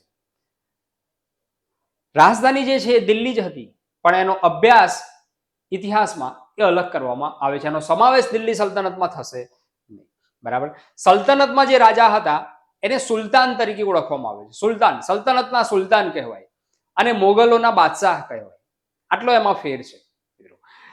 દિલ્હી સલ્તનત જે છે એ ગુજરાતમાં પણ હતી. અલાઉદ્દીન ખિલજીના સમયમાં ગુજરાતમાં પણ દિલ્હી સલ્તનત. હવે અહીંયા ગુજરાતમાં શું સ્થિતિ હતી? ગુજરાતમાં અલાઉદ્દીન ખિલજીના સમયમાં અલફ ખાન જે છે એને સુબો મૂક્યો દિલ્હી સલ્તનતનો. અલફ ખાનથી માંડીને જફર ખાન સુધી સુબાઓ આવ્યા. ત્યાર પછી અહમદ શાહ બાદશાહ જે છે એને અલગ સલ્તનતની સ્થાપના કરી, ગુજરાતના અલગ સલ્તનતની સ્થાપના કરી, દિલ્હી સલ્તનતથી અલગ કર્યું ગુજરાતને. અને અહમદ શાહ બાદશાહ પાટણમાં એનો રાજ્યાભિષેક કરવામાં આવ્યો અને 1411 માં રાજ્યાભિષેક થયાની સાથે જ પાટણથી રાજધાની લઈ ગયો અમદાવાદ, એટલે કે અહમદાબાદ. અને અમદાવાદ જે છે રાજધાની બનાવી અહમદ શાહ બાદશાહે. અને ત્યાંથી પછી ગુજરાતનું સ્વતંત્ર સલ્તનત જે છે સ્ટાર્ટ થાય છે. અહમદ શાહ બાદશાહ જે છે, ત્યાર પછી મોહમ્મદ બેગડો જે છે, આ બધા જે છે એ ગુજરાતના સ્વતંત્ર સુલતાનો જે છે એ આવ્યા છે. આ ક્યાં સુધી ચાલ્યું? તો આ જે છે અકબર સુધી ચાલ્યું. અકબર જે છે એને મુઝફ્ફર શાહ ત્રીજાને હરાવ્યો અને ગુજરાતમાં ફરીથી પાછી મોગલ સામ્રાજ્યની સ્થાપના થઈ. ત્યાં સુધી સલ્તનત કાળ જે છે ગુજરાતનો એ ચાલશે. એટલે ગુજરાતમાં સલ્તનત કાળનો અભ્યાસ જે છે આ રીતે કરવામાં આવે છે. બરાબર. 1300 થી ચાલુ થાય ગુજરાતમાં, 1300 થી ચાલુ થાય સલ્તનત કાળ. 1300 થી માંડીને 1572 સુધી સલ્તનત કાળ ચાલશે અને પછી મુગલ સામ્રાજ્યની સ્થાપના થશે અકબરના સમયથી. ત્યાં સુધી દિલ્હી સલ્તનતનો અભ્યાસ કરવામાં આવે છે. મિત્રો, ત્યાર પછી ભારતમાં મુગલ સામ્રાજ્યની સ્થાપના થઈ 1526 થી 1857. મિત્રો, અહીંયા મુગલ સામ્રાજ્ય જે છે એનો સંપૂર્ણ સમય 1526 થી 1857 ના વિપ્લવ સુધી છે. પણ અહીંયા મુગલ સામ્રાજ્યના 2 ભાગ પાડવામાં આવે છે, મુખ્ય મુગલ અને ઉત્તર મુગલ. મુખ્ય મુગલ જે છે એ બાબરથી માંડીને ઔરંગઝેબ સુધી, એટલે કે બાબર, હુમાયુ, અકબર, જહાંગીર, શાહજહાં અને ઔરંગઝેબ વચ્ચે, હુમાયુના વચ્ચે એ સુર સામ્રાજ્ય આવશે, સુરી સામ્રાજ્ય આવશે, શેરશાહ સુરી એનું સામ્રાજ્ય આવશે. બરાબર છે. અહીંયા ઔરંગઝેબનું મૃત્યુ થયું 1707. ઔરંગઝેબનું મૃત્યુ. આ 1707માં ઔરંગઝેબના મૃત્યુ પછી એટલે કે ઔરંગઝેબ જે છે એ મોગલ સામ્રાજ્યનો શક્તિશાળી રાજા, છેલ્લો શક્તિશાળી રાજા એ એટલે ઔરંગઝેબ. ઔરંગઝેબનું મૃત્યુ થયું અને પછી નિર્બળ શાસકો આવ્યા એટલે ત્યાંથી પછી ઉત્તર મોગલ સામ્રાજ્ય સ્ટાર્ટ થશે. ઔરંગઝેબના મૃત્યુ પછી બહાદુર શાહ પ્રથમ એ એનો પુત્ર એ શાસનમાં આવે છે. બહાદુર શાહ પ્રથમ થી માંડીને 1857ના વિપ્લવમાં જેણે ભાગ લીધો, બહાદુર શાહ જફર એટલે કે બહાદુર શાહ બીજો, ત્યાં સુધીના જે રાજાઓ આવ્યા એને ઉત્તર મુઘલ સામ્રાજ્યના રાજાઓ તરીકે ઓળખવામાં આવશે. એટલે અહીંયા મધ્યકાલીન ભારત જે છે એમાં ઔરંગઝેબ સુધીના રાજાઓ જે છે એ આમાં મધ્યકાલીન ભારત સુધી આવશે. મિત્રો આ જે ભાગ થયો એ મધ્યકાલીન ભારતનો ભાગ થયો. કયા જોયા મધ્યકાલીન ભારતમાં? તો ઉત્તર ભારતના રાજપૂત શાસકો, દક્ષિણ ભારતના રાજપૂત શાસકો, દિલ્હી સલ્તનત અને આક્રમણકારો અને મોગલ સામ્રાજ્ય. આટલો અભ્યાસ આટલા 4 ભાગમાં મધ્યકાલીન ભારતનો અભ્યાસ કરવામાં આવે છે. મિત્રો તમને જરૂર સમજાતું હશે, ઇતિહાસનો કોન્સેપ્ટ જે છે ધીમે ધીમે ક્લિયર થતો હશે. ઇતિહાસને યાદ રાખવો હોય તો આ રીતે તમે વિભાગ પાડીને જો યાદ રાખશો અને એ યાદ રાખવાનો પ્રયત્ન કરશો તો તમને સરળતા રહેશે અને યાદ પણ રહેશે. બરાબર, સાલવારી જે છે એ આ રીતે યાદ રહેશે. બરાબર. ત્યાર પછી આપણે જોઈએ નેક્સ્ટ આધુનિક ભારત. મિત્રો આધુનિક ભારત જે છે એ આધુનિક ભારતને આધુનિક ભારત એટલા માટે ઓળખવામાં આવે છે કે યુરોપીય પ્રજા જે છે એ ભારતમાં આવી, નવી નવી શોધખોળો જે છે ભારતમાં થવામાં, યુરોપમાં જે શોધખોળો થઈ તે ભારતમાં આવવા લાગી. નવો દ્રષ્ટિકોણ જે છે એ ભારતીય સમાજમાં ઊભો થયો. એટલા માટે આને આધુનિક ભારત તરીકે ઓળખવામાં આવશે. ઈસવીસન 1600 પછી મોટાભાગે ઈસ્ટ ઇન્ડિયા કંપનીની સ્થાપના થયા પછી, કેમ કે ઇતિહાસમાં 1600ની સાલ આવે એટલે આપણને ઈસ્ટ ઇન્ડિયા કંપની ધ્યાનમાં આવે છે. બરાબર. સૌથી પહેલા આમાં એ મુદ્દો આવશે ભારતમાં યુરોપીય પ્રજાનું આગમન. બરાબર છે. હવે ભારતમાં યુરોપીય પ્રજા, કોન્સ્ટન્ટિનોપલનું પતન થયું. બરાબર છે. કોન્સ્ટન્ટિનોપલનું પતન થયું અને નવો જળમાર્ગ શોધવાની ફરજ પડી. એમાં સૌથી વધારે જો રસ લીધો હોય તો પોર્ટુગીઝોએ લીધો. વાસ્કો દ ગામા એને 1498માં ભારત આવવાનો જળમાર્ગ શોધ્યો. આ તમે બધાએ ક્યાંક ને ક્યાંક વાંચ્યું હશે. ભારત આવવાનો જળમાર્ગ શોધ્યો વાસ્કો દ ગામાએ અને ત્યારથી પછી નવો જળમાર્ગ શોધાવાથી ભારતમાં યુરોપના દ્વાર જે છે ખુલ્યા અને વેપાર જે છે જે અટકી ગયો હતો એ ફરીથી પાછો નવો વેપાર શરૂ થયો. પોર્ટુગીઝો આવ્યા સૌપ્રથમ, ત્યાર પછી હોલેન્ડના ડચ આવ્યા છે, ત્યાર પછી અંગ્રેજો આવ્યા છે, ત્યાર પછી ડેનમાર્કથી ડેનિશ આવ્યા છે અને ફ્રાન્સથી ફ્રેન્ચો આવ્યા છે. આટલી યુરોપીય પ્રજા જે છે ક્રમબદ્ધ આવી છે. હવે એમાં આ ડચ અને ડેનિશ એનું કોઈ ઐતિહાસિક મહત્વ નથી, કેમ કે થોડો સમય અહીંયા આવ્યા છે પરંતુ એમને રાજકીય પ્રવૃત્તિ જે છે એ માફક ન આવતા એ બીજી જગ્યાએ જાવા અને સુમાત્રા જેવા પ્રદેશોમાં એ શિફ્ટ થયા છે. બરાબર. મોટા ભાગે પોર્ટુગીઝ, અંગ્રેજો અને ફ્રેન્ચો વચ્ચે ભારતમાં પોતાનો વેપારી અધિકાર અને ધીમે ધીમે રાજકીય અધિકાર જમાવવાના પ્રયત્નો થયા છે. જુદા જુદા કર્ણાટક યુદ્ધો થયા છે. અંગ્રેજો અને ફ્રેન્ચો વચ્ચે કર્ણાટક યુદ્ધો થયા છે. એ કર્ણાટક યુદ્ધોમાં ફ્રેન્ચોની હાર થાય છે અને અંગ્રેજોની જીત થાય છે. એટલે ફ્રેન્ચો જે છે એ પોંડિચેરી અને ચંદ્રનગર જેવી ફેક્ટરીઓ પૂરતા, પ્રદેશો પૂરતા એ સીમિત રહ્યા છે. બીજી બાજુ આ પોર્ટુગીઝો હતા. પોર્ટુગીઝો જે છે એના જોડે અંગ્રેજોએ લગ્ન સંબંધો બાંધ્યા છે અને એમને દીવ, દમણ અને ગોવાના પ્રદેશો જે છે આપ્યા છે. આઝાદી પછી પણ પોર્ટુગીઝો જે છે એ ભારતમાં રહ્યા છે. બરાબર. એટલે આ પોર્ટુગીઝ 1498માં આવવાના શરૂ થયા. અંગ્રેજો જે છે ઈસ્ટ ઇન્ડિયા કંપનીની સ્થાપના થઈ 1600માં અને પ્રથમ અંગ્રેજ આવે તો હોકિન્સ, જે જહાંગીરના દરબારમાં આવ્યો હતો પણ એને પરમિશન મળી નહોતી. એટલે સર ટોમસ રો એને પરમિશન મળીને 1613માં એને પ્રથમ કોઠી સ્થાપી અને વેપારી જહાજ લઈને એને ભારતમાં વેપાર કરવાની શરૂઆત કરી, સ્થિર વેપાર કરવાની શરૂઆત કરી. શરૂઆતમાં અંગ્રેજોનું લક્ષ્ય જે છે વેપારનું હતું, પરંતુ ધીમે ધીમે રાજકીય પ્રવૃત્તિમાં ભાગ લેવાનો શરૂ કર્યો. ભારતના રાજાઓને અંદરો અંદર લડાવ્યા અને રાજકીય સ્થિતિ જે છે એ પોતાના હસ્તગત કરી અને રાજાઓ જે છે એ કઠપુતળી જેવા થયા અને ભારતમાં અંગ્રેજી વર્ચસ્વના પાયા નખાયા.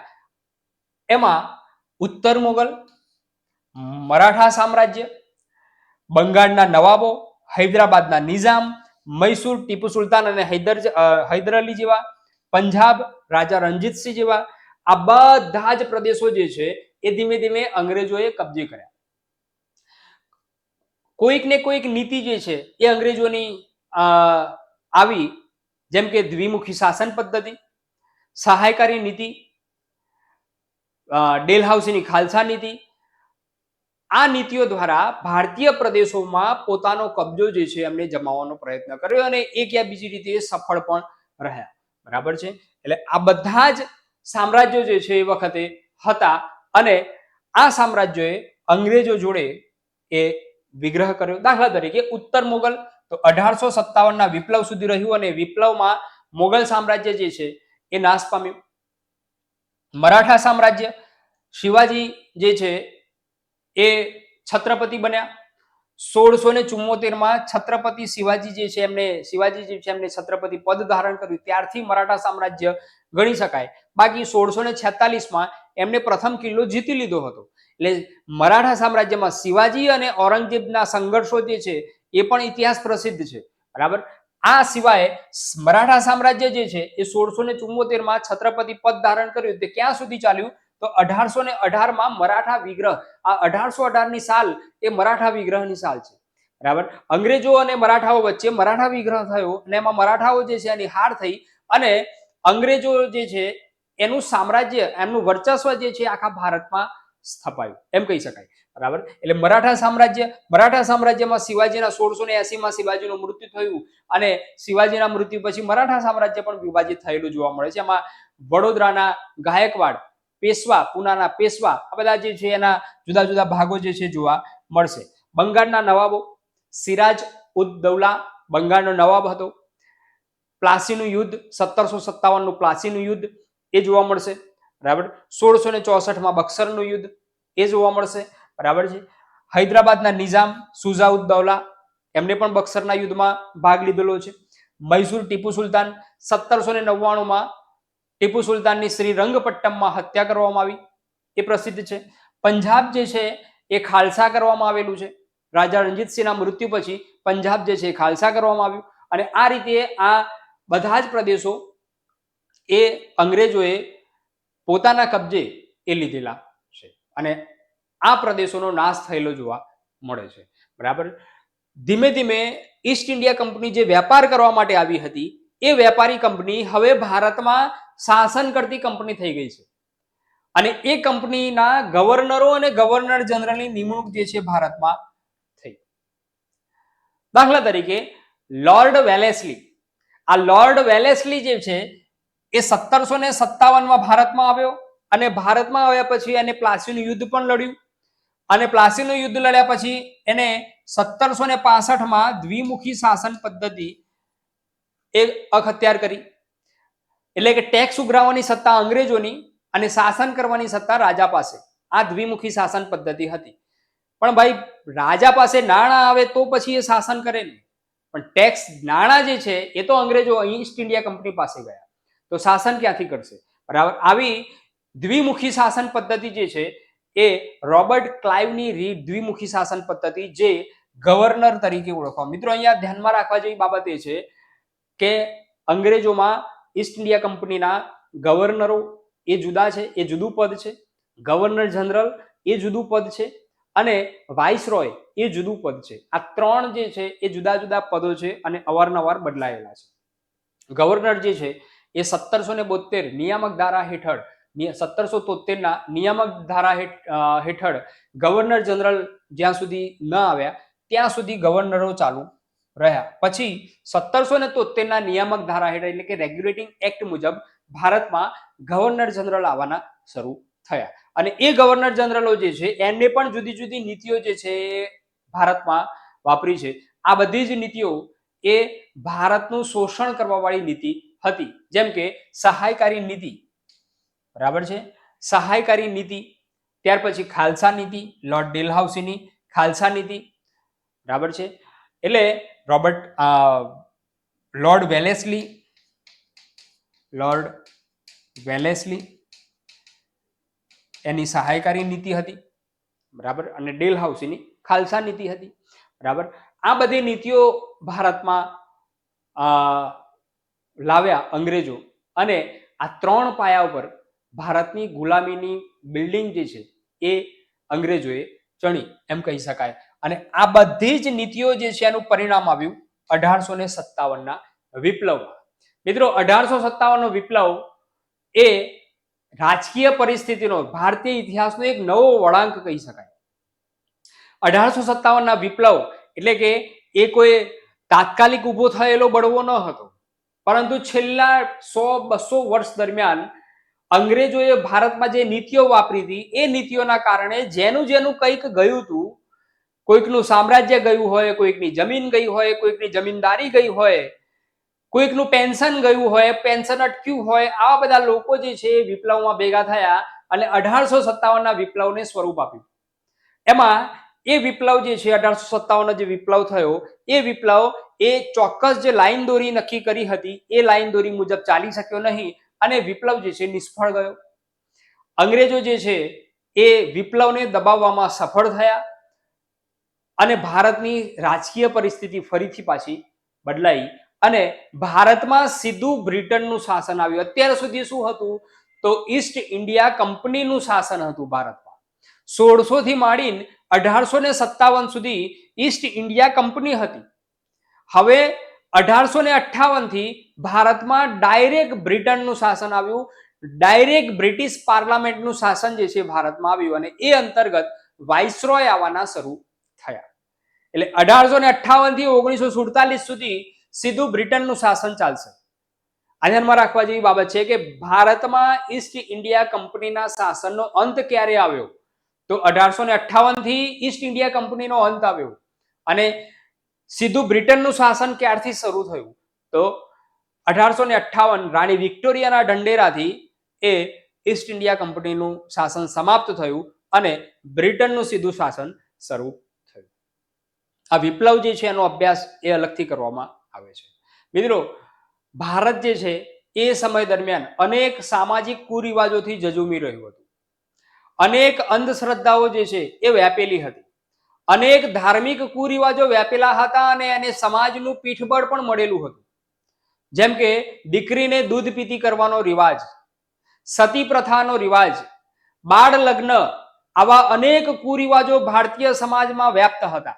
અને એ વખતે જે ભણેલો ગણેલો જે વર્ગ હતો, આગેવાન જે વર્ગ હતો, એને એવું લાગ્યું કે સૌથી પહેલા અત્યારે હાલ ભારતમાં જરૂર શાની છે તો એમને એવું લાગ્યું કે ભારત જે છે એને એકતાનો અભાવ હતો, એટલા માટે વિપ્લવ જે છે નિષ્ફળ ગયો. એટલે ભારતમાં એકતા સ્થાપિત કરવી પડશે અને આ એકતા તો જ આવશે કે જો શિક્ષણનો પ્રચાર પ્રસાર થશે, અંધવિશ્વાસ જે છે, કુરિવાજો જે છે દૂર થશે તો જ એકતા સ્થાપી શકાશે. અને એ સમયે ગાળા દરમિયાન ભારતમાં જુદા જુદા સમાજ સુધારકો જે છે આગળ આવ્યા. ભણેલો ગણેલો વર્ગ જે છે એ આગળ આવ્યો, જેને ભારતીય ઇતિહાસમાં નવ જાગૃતિ કાળ તરીકે ઓળખવામાં આવે છે. નવ જાગૃતિ કાળ એને સામાજિક સુધારણા આંદોલન તરીકે પણ ઓળખવામાં આવે છે. આ નવ જાગૃતિ કાળ જે છે એને સ્વરૂપ આપ્યું સમાજ સુધારણા આંદોલન. હવે આનો સમય કયો આવશે તો આનો સમય જે છે એ 1800 થી 1900 ઈસવીસન 1800 થી 1900 નો સમય એ નવ જાગૃતિ કાળ, ભારતીય ઇતિહાસમાં નવ જાગૃતિ કાળ તરીકે ઓળખવામાં આવે છે. અને એ નવ જાગૃતિના પિતા તરીકે રાજારામ મોહન રાયને ઓળખવામાં આવે છે, જેમને બ્રહ્મો સમાજની સ્થાપના કરી હતી 1828માં અને સતી પ્રથાનો રિવાજ એમના પ્રયત્નોથી દૂર થયો. આ રાજારામ મોહન રાય. એ સિવાય ઈશ્વરચંદ્ર વિદ્યાસાગર છે, સ્વામી વિવેકાનંદ છે, દયાનંદ સરસ્વતી છે, આર્ય સમાજના સ્થાપક દયાનંદ સરસ્વતી છે, બરાબર. આવા અનેક સમાજ સુધારકો જે છે એમને પોતાના પ્રદેશની પ્રાદેશિક સંસ્થાઓ સ્થાપી અને એ પ્રાદેશિક સંસ્થાઓના માધ્યમથી પોતાના વિચારોનો ફેલાવો કર્યો. અનેક વર્તમાન પત્રો, સાપ્તાહિકો પાક્ષિકો એ બહાર પાડ્યા, અનેક સભાઓ યોજી અને પોતાના વિચારોનો પ્રચાર પ્રસાર કર્યો, અને એનું પરિણામ એ આવ્યું કે કુરિવાજો જે છે એ ધીમે ધીમે ઓછા થવા લાગ્યા. એક નવો જ દ્રષ્ટિકોણ જે છે એ ઊભો થયો ભારતીય સમાજમાં. જેમ કે સતી પ્રથા વિરુદ્ધનો કાયદો ઘડાયો, નેટિવ મેરેજ એક્ટ એ ઘડવામાં આવ્યો, એટલે કે બાળ લગ્ન જે છે એ બંધ થયા, દીકરીને દૂધ પીતી કરવાનો જે રિવાજ હતો એ બંધ કરવામાં આવ્યો, બરાબર. પુનઃ લગ્ન જે છે એને માન્યતા આપવામાં આવી. આ બધા જે રિવાજો જે છે એ રિવાજો બંધ થયા, ધીમે ધીમે કુરિવાજો જે છે બંધ થયા, અને ભારતીય સમાજમાં એક નવ જાગૃતિ જે છે એ પ્રસ્થાપિત થઈ. શિક્ષણનો પ્રચાર પ્રસાર જે છે એ કરવામાં આવ્યો, બરાબર છે. સ્ત્રી શિક્ષણ જે છે એને પ્રાધાન્ય આપવામાં આવ્યું, બરાબર છે. સ્ત્રી શિક્ષણ જે છે એને પ્રાધાન્ય આપવામાં આવ્યું. મહારાષ્ટ્રમાં પણ અનેક સમાજ સુધારકો જે છે એ આગળ આવેલા જોવા મળે છે, બરાબર છે. એટલે આ જે સમય છે એ આધુનિક કાળમાં યુરોપીય પ્રજાનું આગમન, એટલે કે 1600 થી માંડી, બરાબર છે, ઉત્તર મોગલ, મરાઠા સામ્રાજ્ય, બંગાળ, હૈદરાબાદ, મૈસૂરના જે જુદા જુદા પ્રાદેશિક સામ્રાજ્યો હતા એ, ગવર્નર જનરલ, દ્વિમુખી શાસન પદ્ધતિ, સહાયકારી નીતિ, ખાલસા નીતિ, 1857 નો વિપ્લવ અને નવ જાગૃતિ આંદોલન.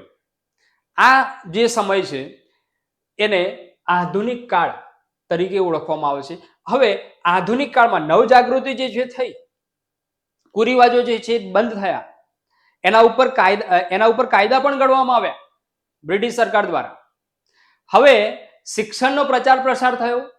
શિક્ષણનો પ્રચાર પ્રસાર થયો એટલે ધીમે ધીમે જે હેતુ હતો, એકતાનો હેતુ, એ અહીંયા સિદ્ધ થયેલો જોવા મળે છે, અને એક નવી વિચાર પ્રણાલી જે છે સ્થાપિત થઈ, અને એ વિચાર પ્રણાલી એટલે સ્વતંત્રતાની વિચાર પ્રણાલી. ધીમે ધીમે સ્વતંત્રતાના બીજ જે છે રોપાવા માંડ્યા. ભારત એ મારો દેશ છે અને આ દેશને હું સ્વતંત્રતા અપાવીને જંપીશ. આ દેશ દાજ એ ધીમે ધીમે લોકોમાં સ્થાપિત થવા લાગી અને એ બહાર આવવા લાગી, અને એનું પરિણામ આવ્યું સ્વતંત્રતા સંગ્રામમાં. ઈસવીસન 1885 થી 1947 સુધીનો જે સમય છે એ ભારતીય ઇતિહાસમાં સ્વતંત્રતા સંગ્રામ, સ્વાધીનતા સંગ્રામ તરીકે ઓળખવામાં આવે છે. સ્વાધીનતા સંગ્રામ જે છે એ 1885 કોંગ્રેસની સ્થાપનાથી સ્ટાર્ટ થશે.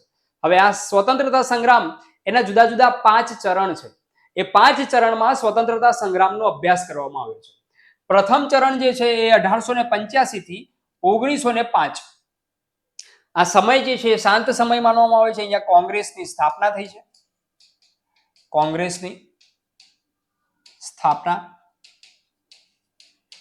28 ડિસેમ્બર 1885 કોંગ્રેસની સ્થાપના થઈ, અને કોંગ્રેસની સ્થાપના થયાની સાથે જ આખા ભારતનું એક સંગઠન એ ભારતમાં રચાયું, અને લોકોની સમસ્યાઓને વાચા આપવાની શરૂઆત થઈ. લોકોની સમસ્યાઓને બ્રિટિશ સરકાર સુધી પહોંચાડવાનું એક બ્રિજ તરીકે, માધ્યમ તરીકે કામ જે છે એ કોંગ્રેસે શરૂ કર્યું. ધીમે ધીમે સ્થિતિ એવી થઈ કે ભારતમાં સ્વતંત્રતા જે આંદોલન ચાલતું હતું એ સ્વતંત્રતા સંગ્રામનું મુખ્ય કેન્દ્ર બિંદુ જે છે કોંગ્રેસ બન્યું. આ ક્યાં સુધી ચાલ્યું? તો આ 1905 સુધી ચાલ્યું. 1905 માં બંગાળના ભાગલા.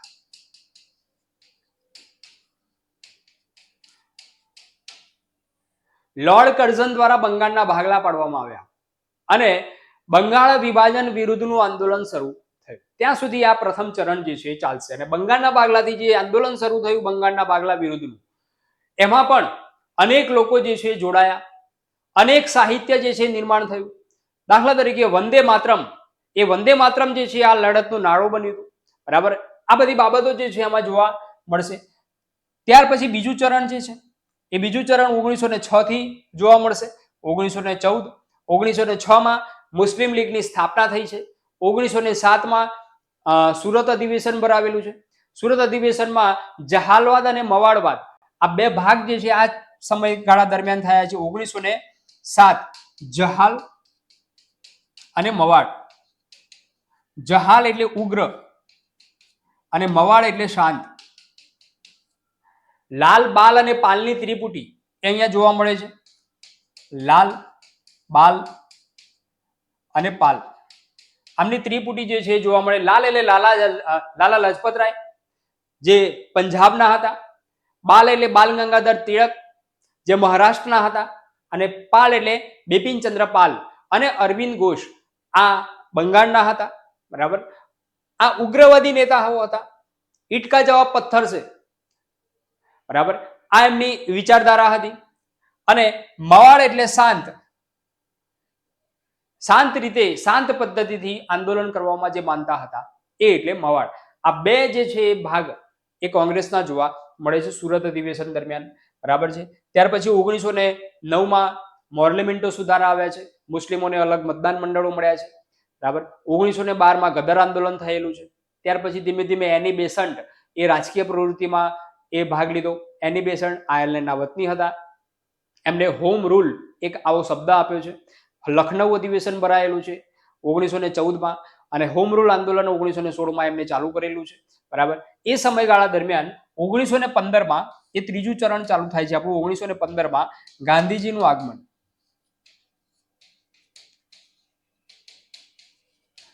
ગાંધીજી જે છે એનું આગમન થયું. દક્ષિણ આફ્રિકાથી ગાંધીજી સ્વદેશ પરત ફર્યા. 9 જાન્યુઆરી 1915માં મુંબઈ બંદરે ગાંધીજી ઉતર્યા. બરાબર. જેને આપણે પ્રવાસી ભારતીય દિવસ તરીકે પણ ઉજવીએ છીએ. 9 જાન્યુઆરી 1915 ગાંધીજીનું સ્વદેશ આગમન. બરાબર. ત્યારથી ભારતની રાજકીય પરિસ્થિતિ પાછી બદલાઈ છે. ગોપાલકૃષ્ણ ગોખલેના કહેવાથી, એમના રાજકીય ગુરુના કહેવાથી ગાંધીજી જે છે એમને આખા ભારતમાં પ્રવાસ કર્યો. દક્ષિણ આફ્રિકા જે છે એમની જે પ્રયોગશાળા હતી, સત્યાગ્રહ શબ્દ જે દક્ષિણ આફ્રિકામાં પ્રયોગ હતો એ જ પ્રયોગ એમને ભારતમાં પણ ચાલુ કર્યો. સત્યાગ્રહ શબ્દ, સત્ય, અહિંસા, સ્વચ્છતા, આ બધા જે કોન્સેપ્ટ હતા એ કોન્સેપ્ટથી એમને ભારતના લોકોને જોડ્યા. આંદોલન જે છે એ પહેલા પ્રાદેશિક થતા હતા, એ પ્રાદેશિક આંદોલનો હવે ગાંધીજીના આયા પછી સમગ્ર દેશમાં રાષ્ટ્રીય મંચ ઉપર થવા લાગ્યા. એટલે આખા આંદોલનનું સ્વરૂપ જે છે એ બદલાવા લાગ્યું અને લોકો જે છે ગાંધીજીની વિચારસરણી સાથે જોડાયા. ચંપારણ સત્યાગ્રહ, ખેડા સત્યાગ્રહ, અમદાવાદ મિલ મજૂર સત્યાગ્રહ, રોલેટ એક્ટ 1919, અને ત્યાર પછી ગાંધીજીને ખબર પડી કે આખું રાષ્ટ્રીય આંદોલન જે છે થવું જોઈએ, અને 1920માં અસહકારનું આંદોલન જે છે ગાંધીજીએ આપ્યું. અને એ અસહકારનું આંદોલન સમગ્ર રાષ્ટ્રનું, એમાં દરેક વર્ગ જે છે આ આંદોલનમાં જોડાયેલો જોવા મળે છે. અને આ આંદોલન જે છે 1922 સુધી ચાલ્યું, અસહકાર આંદોલન. ત્યાર પછી ગાંધીજી જે છે એમની જે લોકપ્રિયતા હતી એ ટોચ ઉપર લોકપ્રિયતા હતી. લોકો જે છે ગાંધીજીના, ભારતના લોકો જે છે ગાંધીજીના એક શબ્દ ઉપર આંદોલન ચાલુ કરતા હતા. આવી લોકપ્રિયતા એ ગાંધીજીની હતી. અને આંદોલનો જે છે એનાથી અંગ્રેજોને પણ એમ લાગ્યું કે ભારતીયોના સાથ વગર એ આપણાથી કંઈ થઈ શકવાનું નથી. સ્વરાજ પાર્ટીની સ્થાપના થઈ છે અને પ્રથમ વખત ભારતમાં ઓપન ઇલેક્શન એ સ્ટાર્ટ થયા. સ્વરાજ પાર્ટી જે છે એને ઇલેક્શનમાં ભાગ પણ લીધો, સારી એવી સીટો પણ જીત્યા. એ વખતે ગાંધીજીને ચૌરી હત્યાકાંડ વખતે જે હત્યાકાંડ થયો અને અસહકાર આંદોલન મોકૂફ રાખવામાં આવ્યું, તેના પછી ગાંધીજીને જેલમાં પૂરવામાં આવ્યા હતા. સીટો જીતવામાં આવી, સ્વરાજ પાર્ટીની સ્થાપના થઈ એ દરમિયાન. ત્યાર પછી ગાંધીજીનું મોટું એક આંદોલન આવ્યું. એ આંદોલન એટલે 1930 દાંડી કૂચ. દાંડી કૂચ જે છે 1930 દાંડી કૂચ 12મી માર્ચ 1930. બરાબર છે. દાંડી કૂચ એટલે કે સવિનય કાનૂન ભંગ આંદોલન. એ સવિનય કાનૂન ભંગ આંદોલનનો એક ભાગ હતું આ દાંડી કૂચ. બરાબર છે. દાંડી કૂચ જ્યારે ગાંધીજીએ કરી, અમદાવાદથી દાંડી સુધી મીઠાનો સત્યાગ્રહ કર્યો, તેના પડઘા સમગ્ર વિશ્વમાં પડ્યા. અને આ દાંડી કૂચ સવિનય કાનૂન ભંગ આંદોલનમાં સમગ્ર દેશ એ જોડાયો. અને અંગ્રેજોને ખબર પડી કે હવે ભારતમાં લાંબા સમય સુધી આપણા પાયા એ ટકી શકવાના નથી. આવો એક વિચાર એ અંગ્રેજોને આવવાનો શરૂ થયો. બરાબર છે. દાંડી કૂચ ચાલી 1930 સુધી. ત્યાં સુધી આપણું ત્રીજું ચરણ એ ચાલશે, સ્વતંત્રતા આંદોલનનું. ત્યાર પછી ચોથું ચરણ છે 1931 થી 1942. આ જે છે આ સમય દરમિયાન એ આ શાંત સમય જોવા મળે છે. આ સમય દરમિયાન અંગ્રેજો અને ભારતીયો એટલે કે કોંગ્રેસના નેતાઓની વાટાઘાટો જે છે ભારતના બંધારણ નિમિત્તે એ ચાલતી હતી. બરાબર. જેમ કે 1930 થી ગોળમેળજી પરિષદો ભરાયેલી છે. ગોળમેળજી પરિષદ. આ ગોળમેળજી પરિષદ જે છે તેના અધ્યક્ષ હતા બ્રિટિશ વડાપ્રધાન રામસે મેકડોનાલ્ડ અને ઇંગ્લેન્ડના લંડન શહેરમાં આ ગોળમેળજી પરિષદ ભરાતી હતી. 1930માં પહેલી ભરાઈ, પરંતુ ભારતીયો તરફથી કોઈ ગયું નહીં. ત્યાર પછી 1931માં બીજી ભરાઈ અને ગાંધી ઇરવિન કરાર થયા. આ કરાર મુજબ ગાંધીજી જે છે ગોળમેળજી પરિષદમાં ભાગ લેવા માટે ભારતીયો તરફથી કોંગ્રેસ તરફથી એ બ્રિટન ગયા, પણ નિરાશ થઈને એ સ્વદેશ પરત ફર્યા. બરાબર. 1932માં ત્રીજી ગોળમેળજી પરિષદ ભરાઈ, તેમાં કોંગ્રેસ વતીથી કોઈ ગયું નહીં. ભીમરાવ આંબેડકર એક એવા હતા કે જેમને ત્રણેય ગોળમેળજી પરિષદમાં ભાગ લીધો, પણ ચોક્કસ નિષ્કર્ષ સુધી પહોંચી શકાયું નહીં. એટલે રામસે મેકડોનાલ્ડ દ્વારા 1932માં કોમી ચુકાદો જાહેર કરવામાં આવ્યો. કોમી ચુકાદો જાહેર કરવામાં આવ્યો એટલે ફરીથી પાછી અંગ્રેજોની નીતિ ચાલુ થઈ, ભાગલા પાડો અને રાજ કરોની નીતિ. તેમાં અલગ અલગ જાતિ પ્રમાણે મતદાન મંડળો જે છે સ્થાપિત કરવામાં આવ્યા. તેનો વિરોધ ગાંધીજીએ કર્યો. ગાંધીજી જે છે પૂનાની યરવાડા જેલમાં અમરણાંત ઉપવાસ પર બેઠા. ગાંધીજીની તબિયત લથડતા અંગ્રેજો જે છે ઝૂક્યા અને બાબા સાહેબ આંબેડકરને ગાંધીજી પાસે મોકલ્યા. થોડી ઘણી સીટો વધારવામાં આવી અને જે અલગ અલગ મતદાન મંડળો સ્થાપિત કર્યા હતા એ લગભગ એ પાછા ખેંચવામાં આવ્યા. ગાંધી અને આંબેડકર વચ્ચે કરાર થયા. ગાંધી આંબેડકર કરાર તરીકે ઓળખવામાં આવે છે. ગાંધીજીએ ઉપવાસ તોડ્યા અને પછી એમને 1933માં હરિજન સમાચાર પત્ર શરૂ કર્યું અને હરિજનોના ઉત્કર્ષ માટે, દલિતોના ઉત્કર્ષ માટે એ પોતાનું સેવા કાર્ય ચાલુ કર્યું. ત્યાર પછી જે છે એ ભારતમાં અને ખાસ કરીને આખા વિશ્વમાં એ સ્થિતિ બદલાઈ છે. બીજા વિશ્વયુદ્ધનો પ્રારંભ થયો છે. 1939માં સ્ટાર્ટ થયું. 1940માં એમને જોર પકડ્યું. બીજા વિશ્વયુદ્ધમાં બ્રિટન, અમેરિકા, જર્મની, ફ્રાન્સ જેવા દેશો જે છે બીજા વિશ્વયુદ્ધમાં પડ્યા. હિટલરની મહત્વાકાંક્ષા અને ચર્ચિલની મહત્વાકાંક્ષાના કારણે બીજું વિશ્વયુદ્ધ એ શરૂ થયું અને ભારતીયોના મત વગર, ભારતીયોના સાથ વગર, ભારતીયોને પૂછ્યા વગર બ્રિટને બીજા વિશ્વયુદ્ધમાં પણ ભારતને જોડ્યું અને એનો વિરોધ ભારતમાં શરૂ થયો.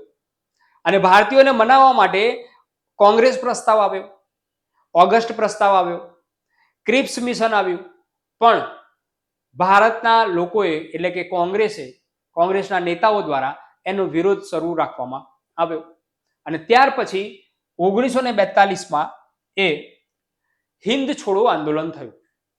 અને હિન્દ છોડો આંદોલનમાં ગાંધીજીએ સ્પષ્ટ કહ્યું કે આ મારા જીવનની છેલ્લી લડાઈ છે, એટલે લોકો આ આંદોલનમાં ભાગ લે. કરેંગે યા મરેંગે લેકિન આઝાદી લેકે રહેંગે. આ સૂત્ર ગાંધીજીએ આ આંદોલન દરમિયાન આપ્યું અને આંદોલનના જે તમામ નેતાઓ હતા એ બધા જ નેતાઓને જેલમાં પૂરવામાં આવ્યા. પૂનાની જેલ હતી ત્યાં આગળ જેલમાં પૂરવામાં આવ્યા. છતાં પણ આ આંદોલન જે છે એ સ્વયંભૂ એ ચાલુ થયું અને આ આંદોલનથી અંગ્રેજોને ખબર પડી કે હવે આપણે બિસ્તરા પોટલા બાંધવાનો સમય એ આવી ગયો છે. એટલે આંદોલન જે છે એ 1942 સુધીનું આ ચોથું ચરણ એ કહેવાશે. ત્યાર પછી પાંચમું ચરણ, એક બાજુ બીજું વિશ્વયુદ્ધ ચાલતું હતું, એક બાજુ ભારતમાં આ હિન્દ છોડો આંદોલન ચાલતું હતું, એક બાજુ સુભાષચંદ્ર બોઝ જે છે એ આઝાદ હિન્દ ફૌજનું ફરીથી ગઠન કર્યું અને ભારતની બોર્ડરથી એ ભારતમાં અંદર પ્રવેશવાનો પ્રયત્ન કરતા હતા. એટલે બધી બાજુથી અંગ્રેજો જે છે ઘેરાયેલા હતા, બ્રિટન જે છે ઘેરાયેલું હતું અને એવા સમયમાં બ્રિટનમાં સામાન્ય ચૂંટણી આવી છે અને એ ચૂંટણીમાં ચર્ચિલ જે છે હાર્યા અને લેબર પાર્ટીના નેતા ક્લેમેન્ટ એટલી એ ઇલેક્શન જીત્યા. ક્લેમેન્ટ એટલી એની ઇલેક્શનમાં જીત થઈ છે અને બ્રિટનના નવા વડાપ્રધાન આવ્યા અને આ નવા વડાપ્રધાન આવતાની સાથે જ એમને જાહેર કર્યું કે જૂન 1948 સુધીમાં ભારતને સંપૂર્ણ આઝાદી આપી દેવાની છે. આ જાહેર કર્યું અને એ જાહેર કરતાની સાથે જ ભારતમાં પાછી હલચલ ચાલુ થઈ. શેની? તો આઝાદી. પણ મિત્રો આ આઝાદી જે છે એટલી સસ્તી મળવાની ન હતી આપણને, કેમ કે ભારતમાં સમસ્યાઓ જે છે હજી સંપૂર્ણ પૂરી થઈ હતી નહીં. દાખલા તરીકે ભારતમાં અનેક રજવાડાઓ હતા. એ રજવાડાઓ પોતપોતાની રીતે સ્વતંત્ર થતા હતા. અને એ સિવાય મોહમ્મદ અલી જિન્ના એ પોતે અલગ મુસ્લિમ રાષ્ટ્ર એટલે કે પાકિસ્તાનની માંગ લઈને બેઠા હતા. આ બે મેજર સમસ્યાઓ હતી અને આ સમસ્યાઓનો ઉકેલ એ સરદાર પટેલની દીર્ઘદ્રષ્ટિ દ્વારા એ આનો ઉકેલ લાવવાના પ્રયત્નો શરૂ થયા. જવાહરલાલ નહેરુના નેતૃત્વમાં વચગાળાની સરકાર રચાઈ. સાથે સાથે ભારતમાં 1946માં કેબિનેટ મિશન યોજના પણ આવી અને એ કેબિનેટ મિશન યોજનાની સાથે સાથે ભારતમાં બંધારણ સભાની રચના પણ થઈ. બંધારણ સભાની રચના થયા પછી બંધારણના ઘડતરનું કામ ચાલુ થયું. 1947માં બે રાષ્ટ્રો એ અસ્તિત્વમાં આવ્યા. 14મી ઓગસ્ટ એટલે કે 12 વાગ્યા પહેલા 14મી ઓગસ્ટ એ પાકિસ્તાન આઝાદ થયું. પાકિસ્તાનને અલગ દેશ આપવો પડ્યો અને 12 વાગ્યા પછી એટલે કે 15મી ઓગસ્ટ 1947 થી ભારત આઝાદ થયું. અડધી રાતની આઝાદી એ આપણને પ્રાપ્ત થઈ અને ભારત જે છે એ સ્વતંત્રતાના આકાશમાં એ ઉડવા લાગ્યું અને અંગ્રેજો જે છે એ ઈસ્ટ ઇન્ડિયા કંપની લઈને આવ્યા હતા, વેપાર કરવાની કંપની. એ ધીમે ધીમે કેવી રીતે એમને શાસન સ્થાપ્યું અને આપણને કેવી રીતે આઝાદી મળી, ભારતનું બંધારણ જે છે એ ઘડાયું અને 26મી જાન્યુઆરી 1950માં એ બંધારણ લાગુ થયું. ત્યાં સુધીનો આખો ઇતિહાસ જે છે બંધારણનો એ 5મા ચરણમાં જોવામાં આવશે. એટલે કે ઈસવીસન 1942 થી ઈસવીસન 1947 સુધીનો ઇતિહાસ એ 5મા ચરણમાં જોવામાં આવશે. મિત્રો, ભારતનો ઇતિહાસ એ આવી રીતે જુદા જુદા ચરણમાં જોવામાં આવે છે. હું માનું છું કે તમને અહીંયા ભારતનો ઇતિહાસ સમજવામાં સરળતા રહી હશે. ઘણાનો એ પ્રશ્ન હોય છે કે ઇતિહાસ જે છે એ મિક્સ થઈ જાય છે, ઇતિહાસમાં સાલવારી યાદ રહેતી નથી. તો એનો એક જ ઉપાય છે મિત્રો કે ઇતિહાસનો જો આ ભાગમાં અભ્યાસ કરવામાં આવે અને ક્રમબદ્ધ જો અભ્યાસ કરવામાં આવે તો મને એવું લાગે છે કે ઇતિહાસ જે છે એ મિક્સ થશે નહીં અને સાલ જે છે એ જલ્દીથી તમને યાદ પણ રહેશે. મિત્રો, કૌટિલ્ય લાઈવના પ્લેટફોર્મ ઉપર ઇતિહાસને સરળ બનાવવાનો એક પ્રયત્ન હતો. આની પીડીએફ ફાઇલ જે છે પીડીએફ સ્વરૂપે એ તમને એપ્લિકેશનમાં મળી જશે. તેથી પ્લે સ્ટોર પરથી આપણી એપ્લિકેશન કૌટિલ્ય લાઈવની એપ્લિકેશન જે છે એ ડાઉનલોડ કરો અને પીડીએફ ઉપર જઈને આ પીડીએફ ફાઇલ તમે જોઈ શકશો. મિત્રો, ચેનલ જે છે સબસ્ક્રાઇબ કરજો. નેક્સ્ટ ટાઈમ આપણે એક નવા ટોપિક સાથે એ મળશું. ત્યાં સુધી નમસ્કાર, જય હિન્દ.